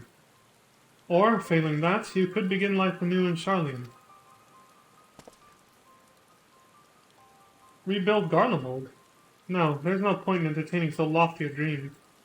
And we would sooner die than suffer life under the rule of another. Now what the hell are you gonna do? Just live out here like refugees your whole life? You would sooner seek death than sanctuary? Your resolve is admirable, but sorely misplaced. I suppose I hadn't considered that, yeah. They were probably just thinking of committing suicide then. Or just letting themselves die. Okay. If you would not see Garlemald rise from the snow and ashes here in Ilsabard, might you consider venturing onto a new frontier? Is he proposing the moon? A new frontier? And where exactly is this land ripe for exploration? There, on the moon.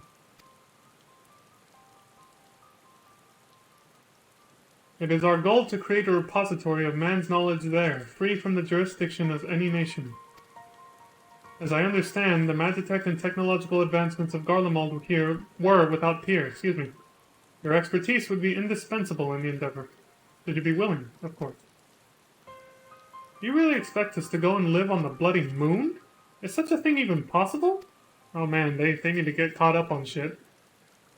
Have you a better alternative?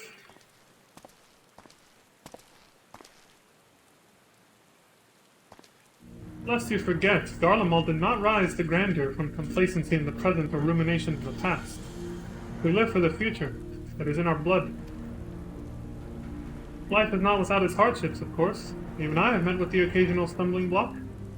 But even should I stumble, my eyes are forever fixed skyward, seeking ever greater heights. The Empire may be lost, but I still possess a great deal of knowledge gained from it and a desire to seek more. The very notion of exploring the moon is an unprecedented prospect, and that you would balk at the proposition boggles the mind. Consider this. You have heard that beasts of the final days were born of those hapless souls that had given up on everything, yes? If that is indeed the case, can you tell me why you still stand before me? Because deep down you believe your life is yet worth living. Deep down you long to reach for the unreachable.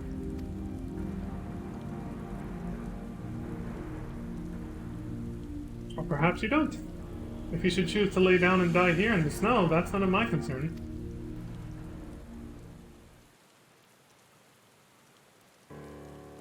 Reach for the unreachable?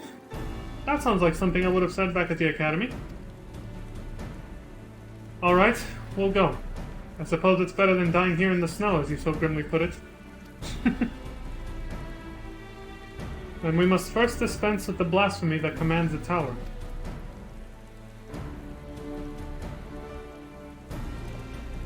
It's hard to believe Lord Nerva, of all people, could be turned into one of those monsters.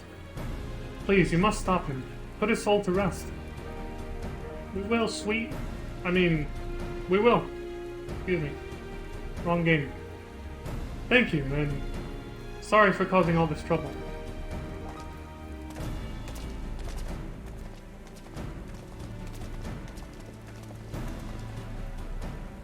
Thank you for the rousing call to action, but I thought you had no interest in meddling in our affairs.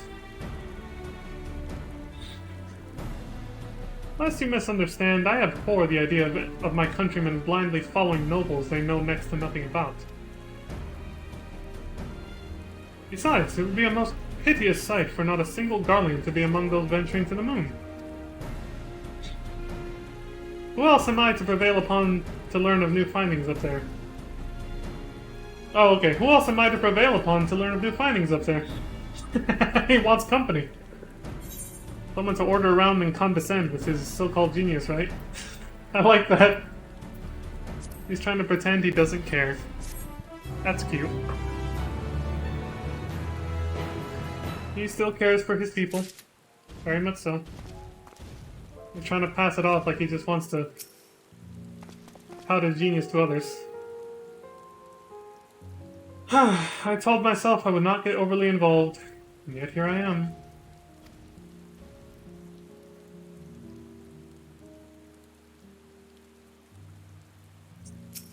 What's that? Vieirafell not enough room? What does that mean? What's Vieirafell?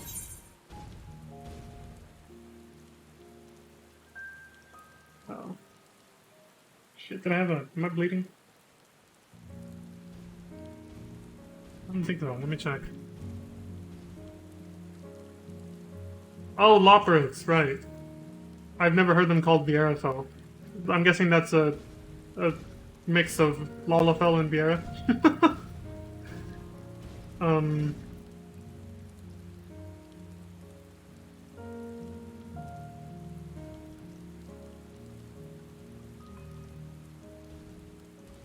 Let's see this. Oh yeah, it was like, I had like a little pimple I didn't know about. Shit, I might have to clean my hands. Or, I don't want to get blood on my controller. Let me just... I got like moist towelettes here I can use. I didn't know what they were called for, or when we saw them teased. Oh, so people came up with that name for them? Hold on. There we go. Fucking fell to the floor.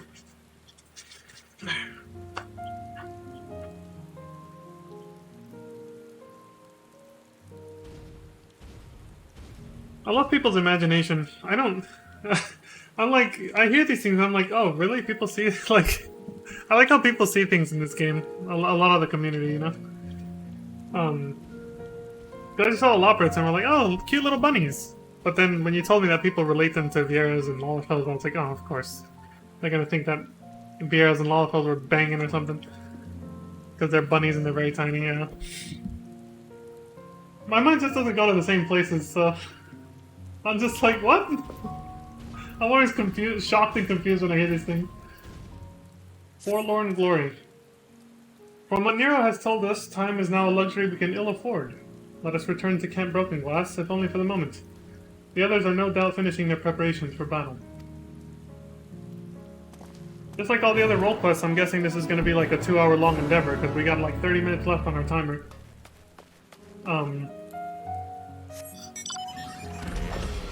It's like a whole nother role quest, just like the previous ones. About 2 hours in length. Ah, hell no, what am I doing?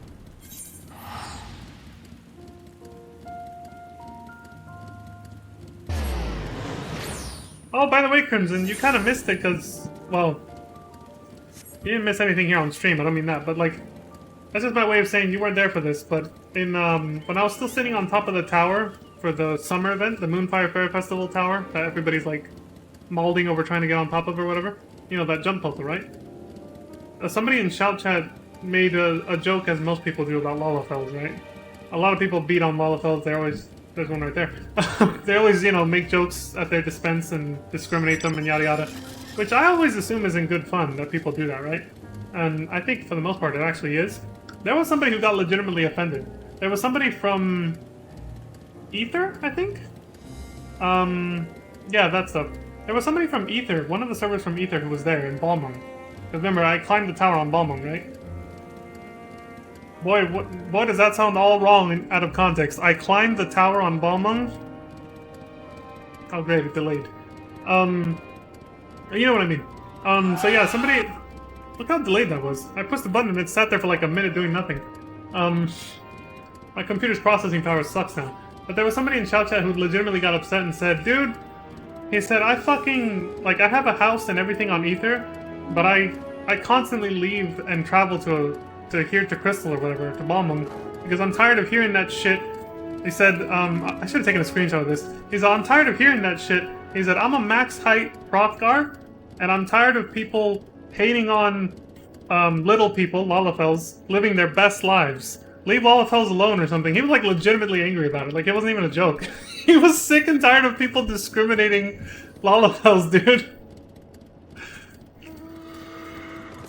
And it was a Hrothgar. I checked his adventure plate and everything. He was a... Because I clicked on the name in the chat log and I checked the adventure plate. He was a Hrothgar. And he was max height, like he said. But yeah, he was like legitimately upset. And he thinks that the Lalafell jokes only happened back on Ether where he's from. He said, I left Ether to get away from that shit. Which he didn't. He was still tied to that server. Like, it still said whatever server or whatever he was from. He was just visiting. He was data center traveling to Balmung. But he thinks he thought he was gonna get away from those Lalafell discriminating jokes in Balmung somehow. I don't know how. I was like, I hear that shit all the time, and I've been on Crystal my whole fucking FF14 career. I don't know what the hell this guy's talking about. He's not gonna get away from that anywhere. He's like, I'm tired of people discriminating and hating on little people living their best lives. I was like, damn, this guy's got some passion. He's fucking pissed. Midlanders get shit on the most. I hear people say the first races of this game tend to be the ones that, like, they have the shittiest graphics and animations, right? So,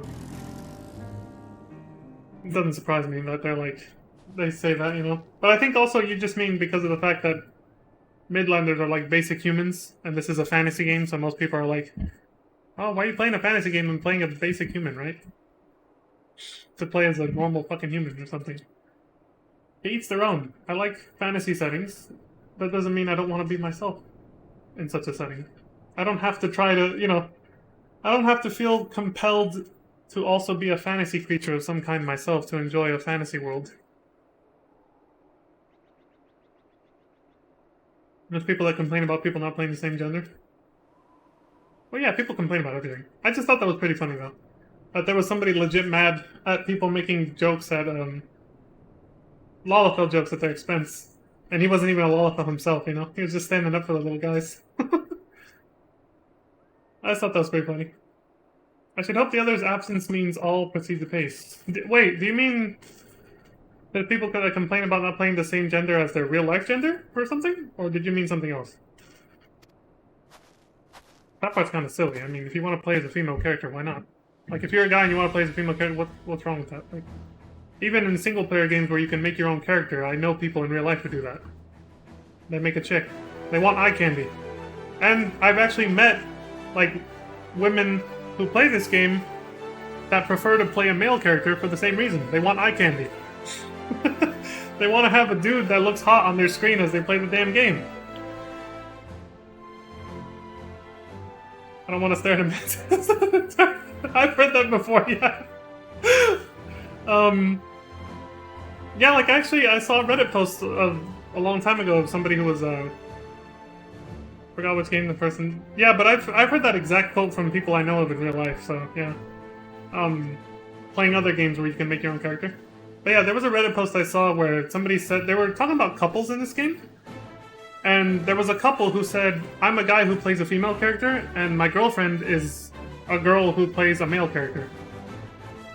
So, in-game, the girl is the guy and the guy is the girl, basically. They're the opposite gender of each other in real life.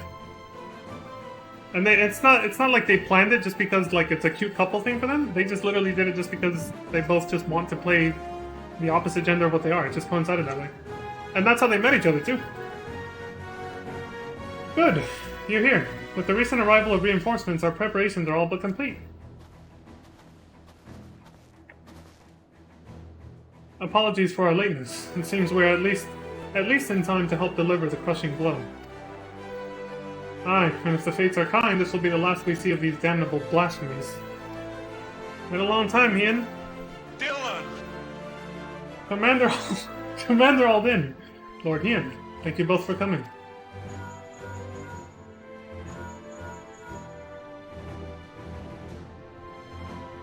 Yes. Yes, of course. Understood. Lawrence and the others have reclaimed Varus' heart. The barrier protecting the blasphemy should soon dissipate. And the time has come at last to storm the Tower of Babel.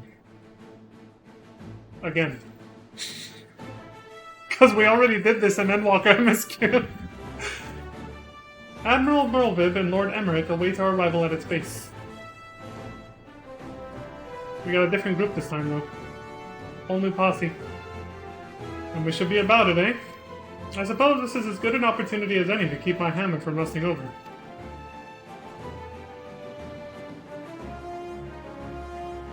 I will accompany you as well. As a forum's representative and a member of the survey team, I feel it my responsibility to see this through to the end.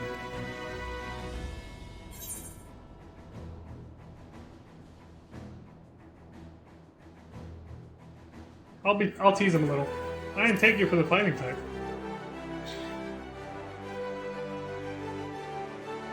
Despite appearances, I'm no stranger to the battlefield. Indeed, I have seen my fair share, traveling the world in service to the Forum. Though I may not be the equal of Alfino or Alize, we shall not find ourselves wanting. I can promise you that much. Alright! We get to fight alongside Fortuno. But Alfino has his fucking sage weapons, so what the hell is he gonna use? Does he have another set? An extra... I almost said pair, but an extra set of, what are they called again?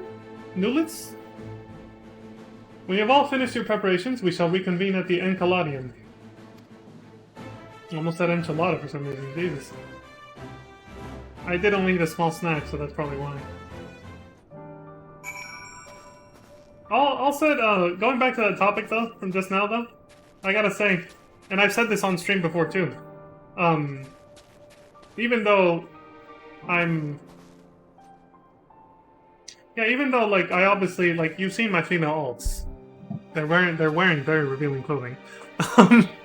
Even though I'm obviously, into women or whatever. And I think women do this too, because that's how I wanted to start this. I heard a conversation, it wasn't related to FM14, where they were passing off as a woman at least, I assume that they were. They were saying, they said, even us women, even if we're not, like, bisexual or homosexual or whatever, even if we're into guys, she said, even the most, I think the way she put it was, even the most straight woman can appreciate a good pair of, you know, melons, right? When she sees one. I gotta say, me, even though I'm into women, can appreciate a good ass on a dude. And I've made jokes about how this outfit, on stream, I've made jokes about before, on previous streams, how this outfit gives Leon a good ass. And I do glance at it sometimes, and sometimes I'm like, damn, I gotta do more squats, man. I wanna have an ass like that.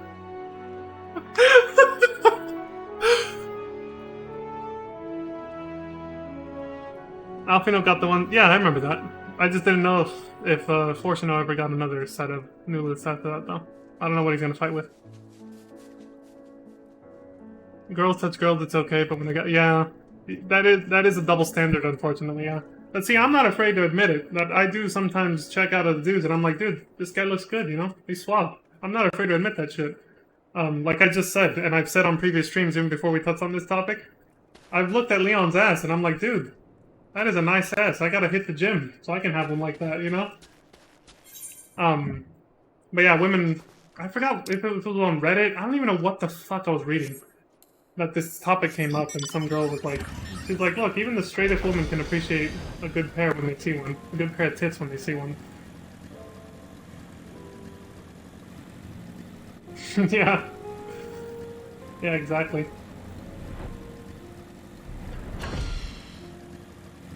Whew.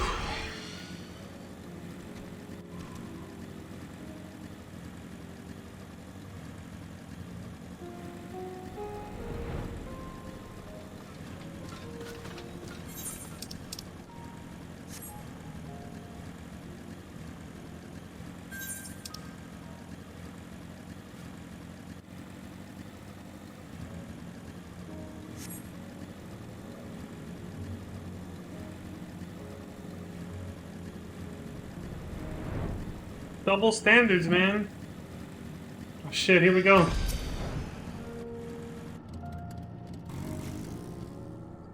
All are present and accounted for. Shall we proceed? Your progress to the battle will be saved. That means it's gonna be a long one. Shit. Alright, let's do it. If it's telling you there's gonna be checkpoints, it's because it's gonna be a long one. Red Ranger, he's back. Raban's got his helmet on. Excuse me. Our objective is simple. Locate and eliminate the blasphemy, Nerva. And though the barrier guarding him is no more, a number of beasts will surely block the way at the auxiliary sector.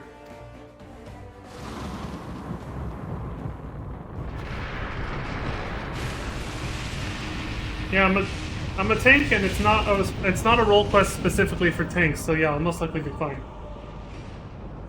Meaning I won't be expected to do tank things, since you can do this as any class. Off to a smashing start, I see. It would seem the tower will reach its limit sooner than I anticipated.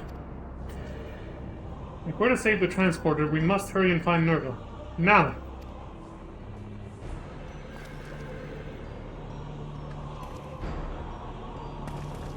We need Gaius here to complete the set, man. Well, except for Livia, I suppose. But complete, like, the Realm Reborn Garlean set. Oh, shit, we gotta listen to this Monka S music. Oh, never mind, it changed. I should go without saying, but stay on your guard. It was quite the menagerie of horrors when last I was here. Okay. Oh, he does have new lists. Look at that. Portion of the stage. They're upon us! Swarms!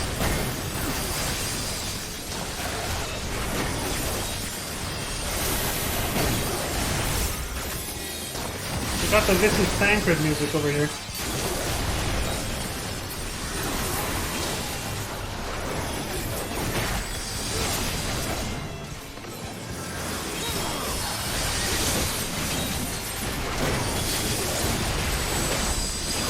How good I shall hold them off. Press on, my friends.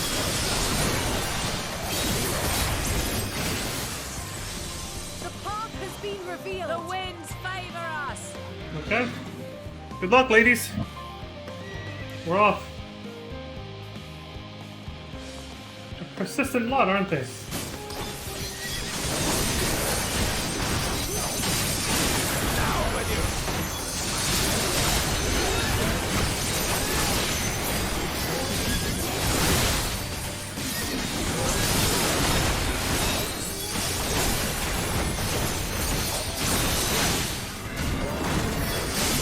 I shall hold a line here. When you see an opening, take it and do not look back.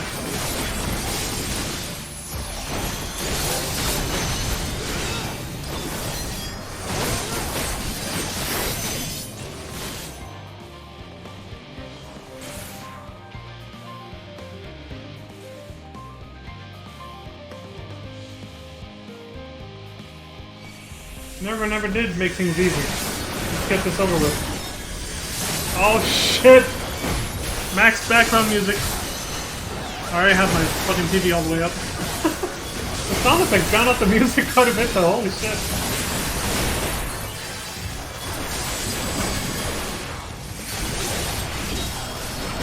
My favorite boss music from this expansion. More are coming, stay sharp.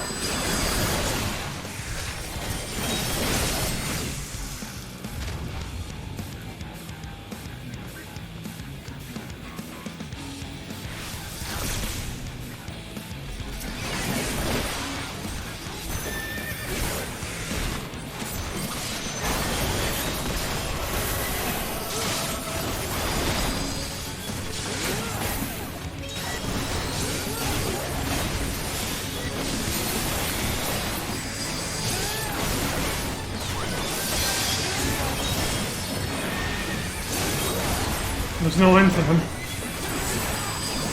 Easy. We'll be fine.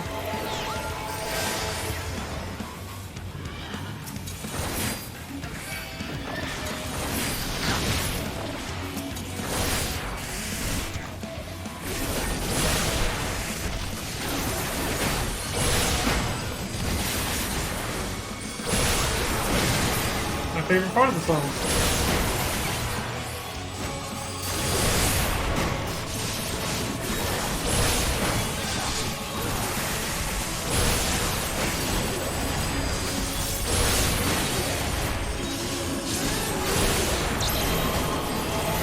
careful there, Olivier. They have their sights set on you.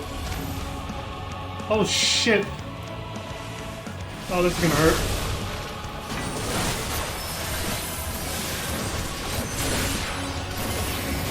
Oh, that's what I get for reading the damn fucking text.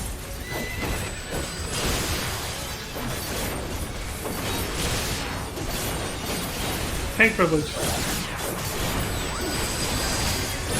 It's the only reason I survived that.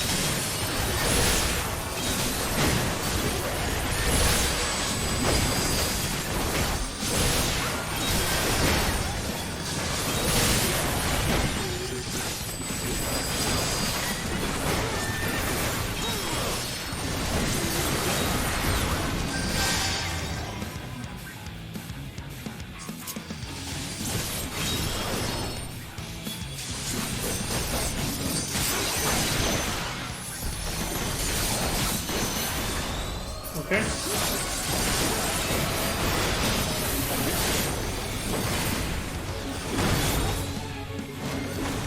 Where is he?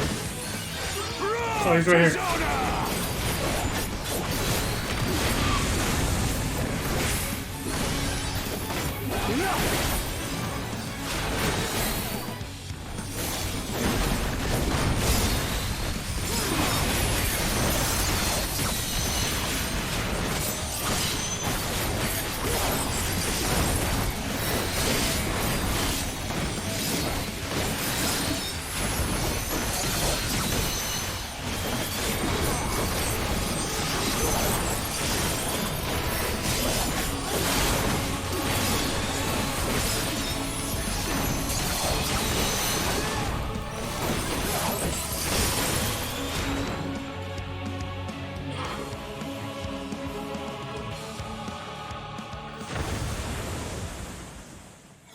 Yeah, Gaius is still in Bro, that's right.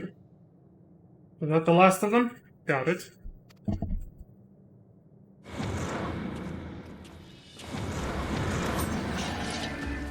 I didn't see that blue AoE that almost killed me. The one where I ran it, where I was standing in the wrong spot.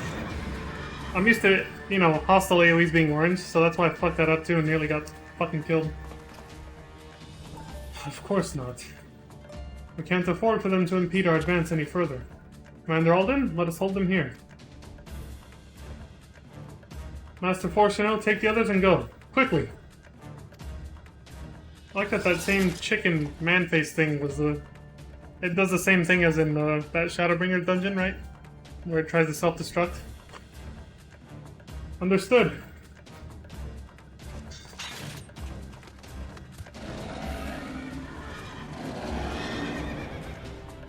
Oh, this is music that plays when you fight a creep. I think they've reused it plenty of times though, right? Blasphemy Nerva Ye Galvis. Of course! We had to see one of these. This was the dungeon boss for that same one I just talked about. Leave. Leave now. Garlemald is mine. Mine! What the hell was it called in that Shadowbringers dungeon in Amrot? I can't remember the name of this monster from Amrot.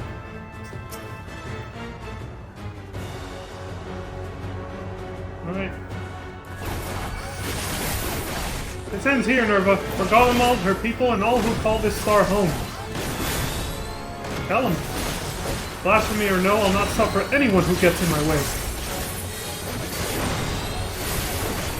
For glory everlasting. For Garlemald.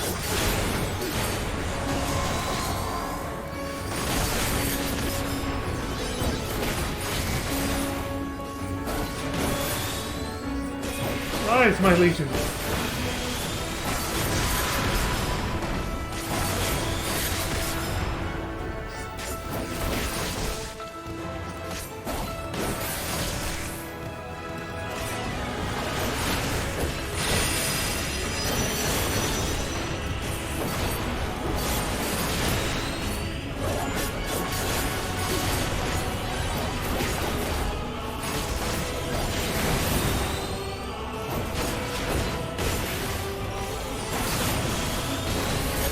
What the fuck?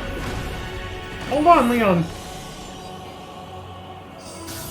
Hurry, Livier. I have you. The rescue! Ha-ha! A good rescue. Those are rare. We must take the offensive.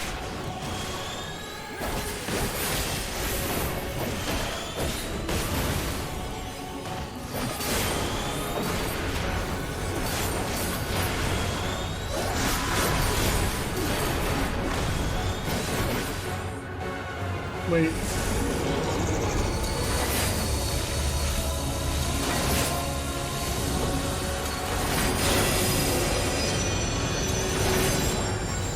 When in doubt, follow everybody else. That's what kept me alive throughout most of the Alliance raid. Well, most of everything.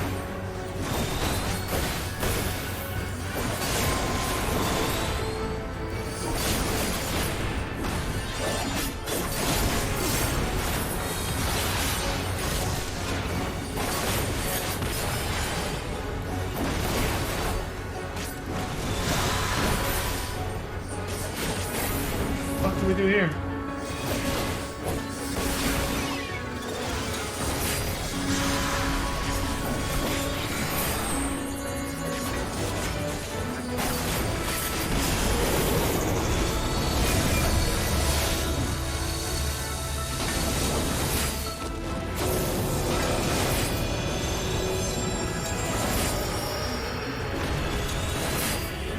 Does Nero fight like a marauder, like a warrior? He does, right? Even though he has a hammer, not a fucking axe.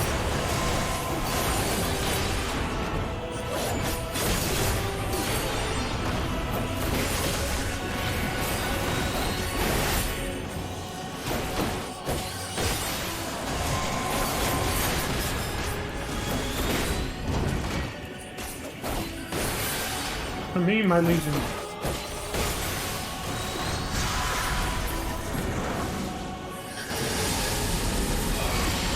Holy shit.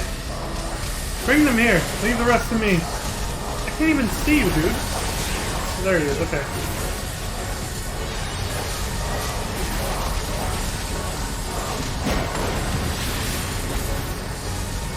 You can thank me later. Behind me, quickly! I shall take the brunt of it. Oh, shit.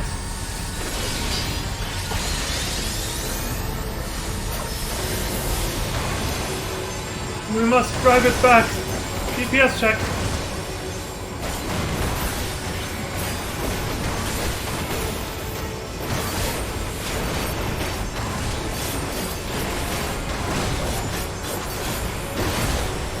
That must be good. We got you, man.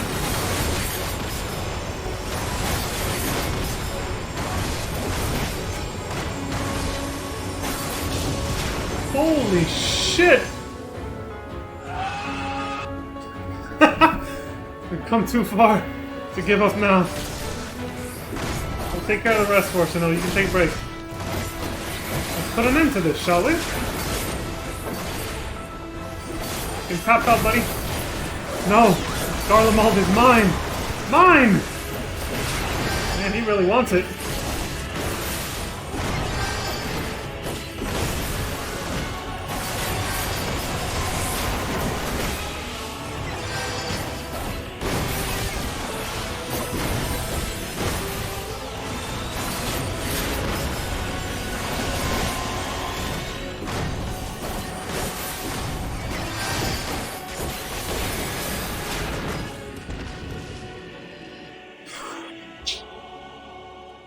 All in a day's work.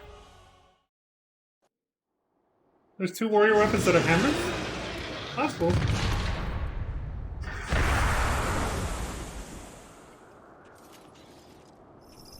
Holy shit.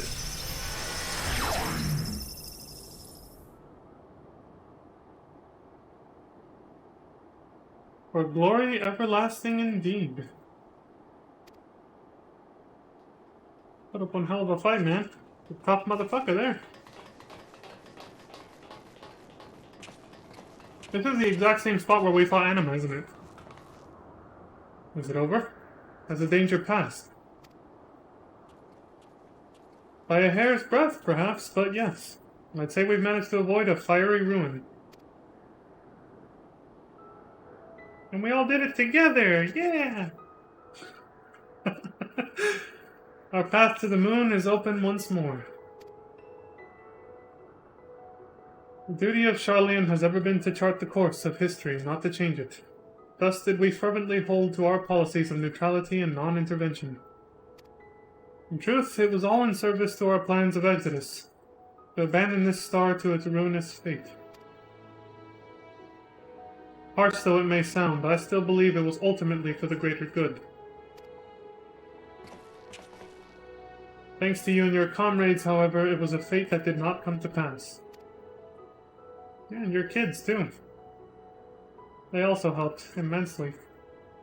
Charlian will now find a new way forward, not merely for the preservation of knowledge, but for the betterment of this star and all who call it home. Good to hear. I believe I speak for all of the Forum when I say it would be an honor and a privilege to work towards such a goal alongside the allied nations. Aye, an age of true and everlasting peace is finally within our grasp, and we will seize it together. That's the only way.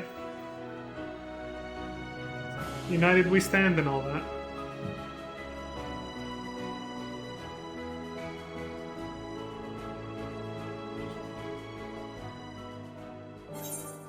It really is the only way. A star, or a planet, divided is like an organism at war with itself. It's doomed. As much as I would enjoy a riveting conversation with Eorzea's champion, I really must make ready for the moon. Now, if you'll excuse me. And thank you, Carl Sagan, for that quote. No, I kind of paraphrased it, though.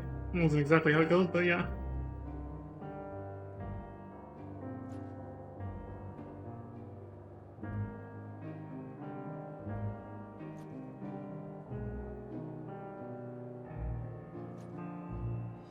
I had a message come in, I had to respond to it. Oh shit, and that's the timer too. Look at that, see? 2 hours. Let's wrap it up.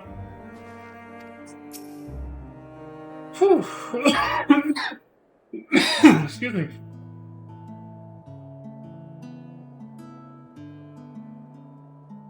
It is a relief to know we've no longer a need for battle.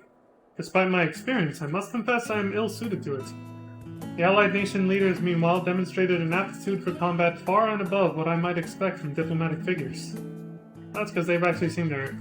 Yeah, I was like, they've seen their fair share of battles recently. You haven't fought in like ages, dude. You're out of practice. And even then, you kicked ass though, right? And you, my friend. I see now why you are so well regarded as Eorzea's champion. I guess I only did fuck up once. So I wouldn't go that far. The others have already begun the arduous journey home, but before you go I would offer a word of thanks to the both of you. If not for your timely assistance, our plans would be forfeit and the lands of Ilsabard forever defiled by the blasphemy. True enough. Excuse me. Please, I've no need for your platitudes. I labor only to further my own ends, nothing more.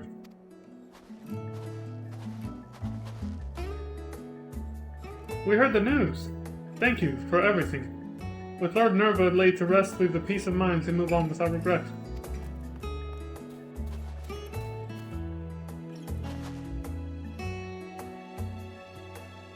There you are! Now what's this I've heard about you cleaning out the Tower of Babel? Are we finally ready to return to the moon? They're still here? They've never gone back? I guess not. Ah, what fortuitous timing.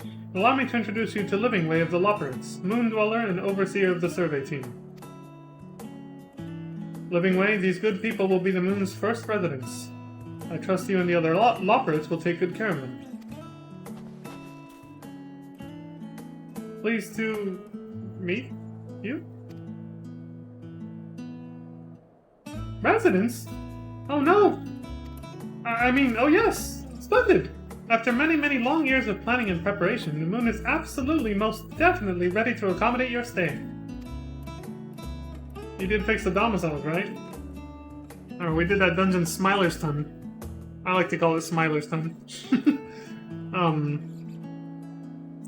You know, to fix the domiciles so that they'd be Ready. Is this how you do it?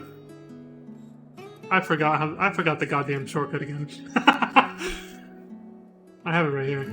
Oh, I almost had it. You have to lowercase there it is. You have to lowercase the first 3 letters. Smile time. I don't think they fixed the food oh shit. These Garleans better be ready to be on a diet of pure carrots then. Glad to hear it and apologies for the delay.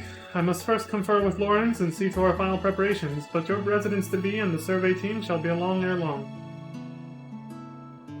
Shall be along ere long. It tickled my mouth saying that. Might I trouble you to relay a word of our success to Shirabat and Razatan? I should think the tidings all the more heartening coming from you. Until next we meet.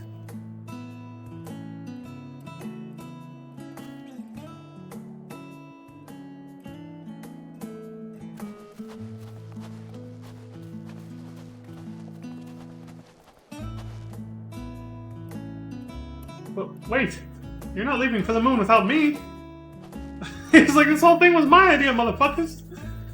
There he goes.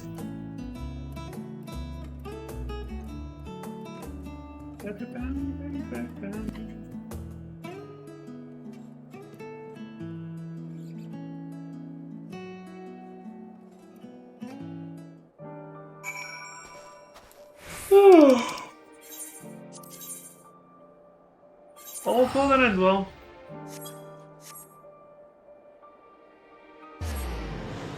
Time to report back to Shirabat.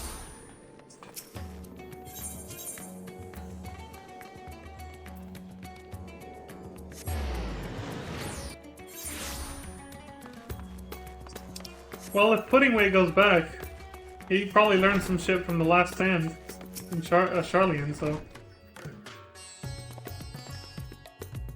So it's true then? The blasphemy in Garlemald has been struck down?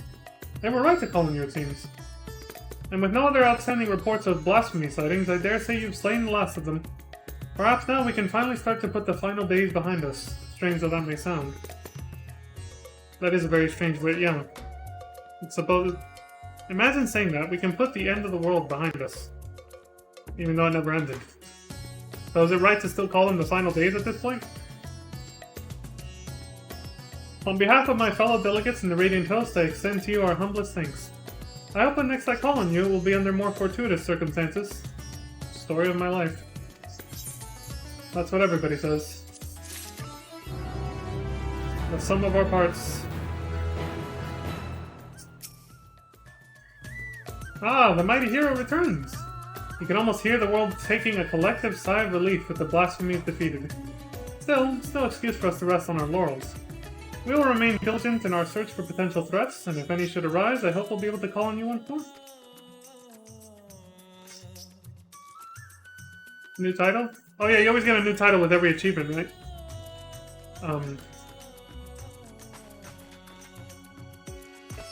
90% of my time, 99% of my time in this game, I've never bothered to check the titles for the achievements I get, I gotta say.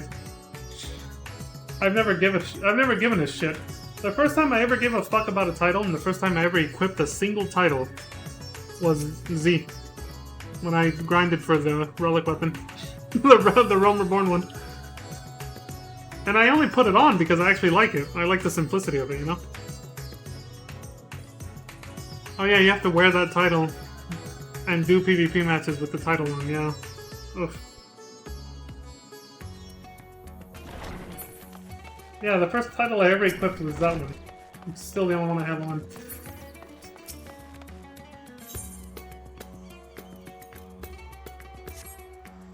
What's our next target now that we're done with the role class? So we have the Sleeping Gentleman at 6.15, and then the one in Charlian, that's right. The two in Charlian, actually. I think when I get back, I will start with those. Yeah, I'm gonna start with the Charlian ones. The Heartless Hypothesis, Tataru's whatever bullshit, and then we'll come back into the Sleeping Gentleman. So, that's quite a bit still. But I am gonna take a much longer break now to actually take care of some errands, eat some dinner probably, an early dinner, a bit of an early dinner. And then I will come back to stream some more later. So let's log off in Charlian so I remember what to do, or what I'm doing. Plus, I love the music of the end there, of course.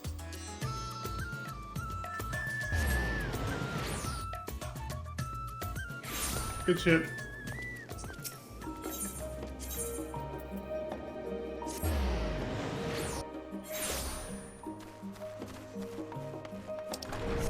I saw the name of this on the soundtrack too.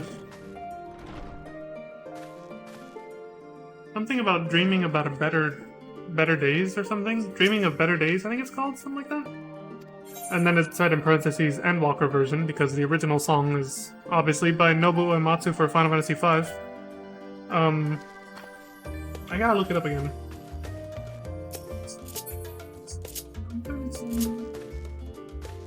iTunes is gonna take way too long to load. Oh wait, hold on, my phone.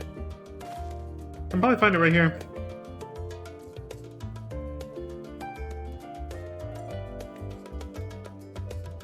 Oh, that's what it's called. It's The Day Will Come. That's it, yeah. The song title is The Day Will Come, and this is the Endwalker version.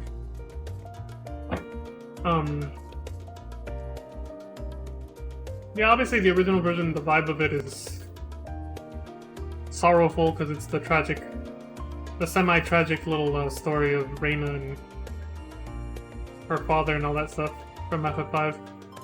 In this version, I like that they adapted it to fit the atmosphere of the inn here. It's very, like, just cozy and positive and upbeat, while still keeping, like, a very similar composition.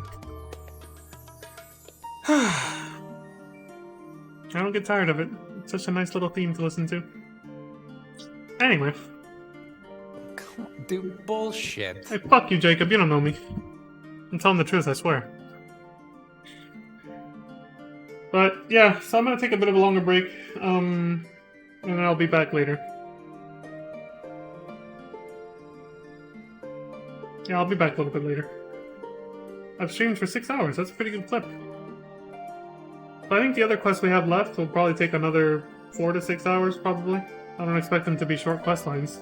I expected this one to be long because it was the final role quest. The master role quest, I guess.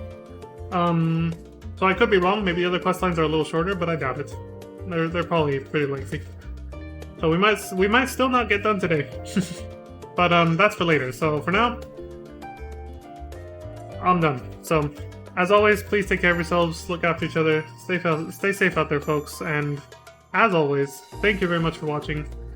Love y'all very much, and I appreciate all the support on YouTube and Twitch, wherever you decide to watch. And until next time, as always, please have a good morning, afternoon, evening, and good night.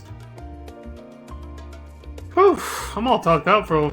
That's what I gotta do. I gotta drink some water and, like, you know, legit rest my voice for a bit, because I've been talking a lot. Alright, see you later, everybody. Peace.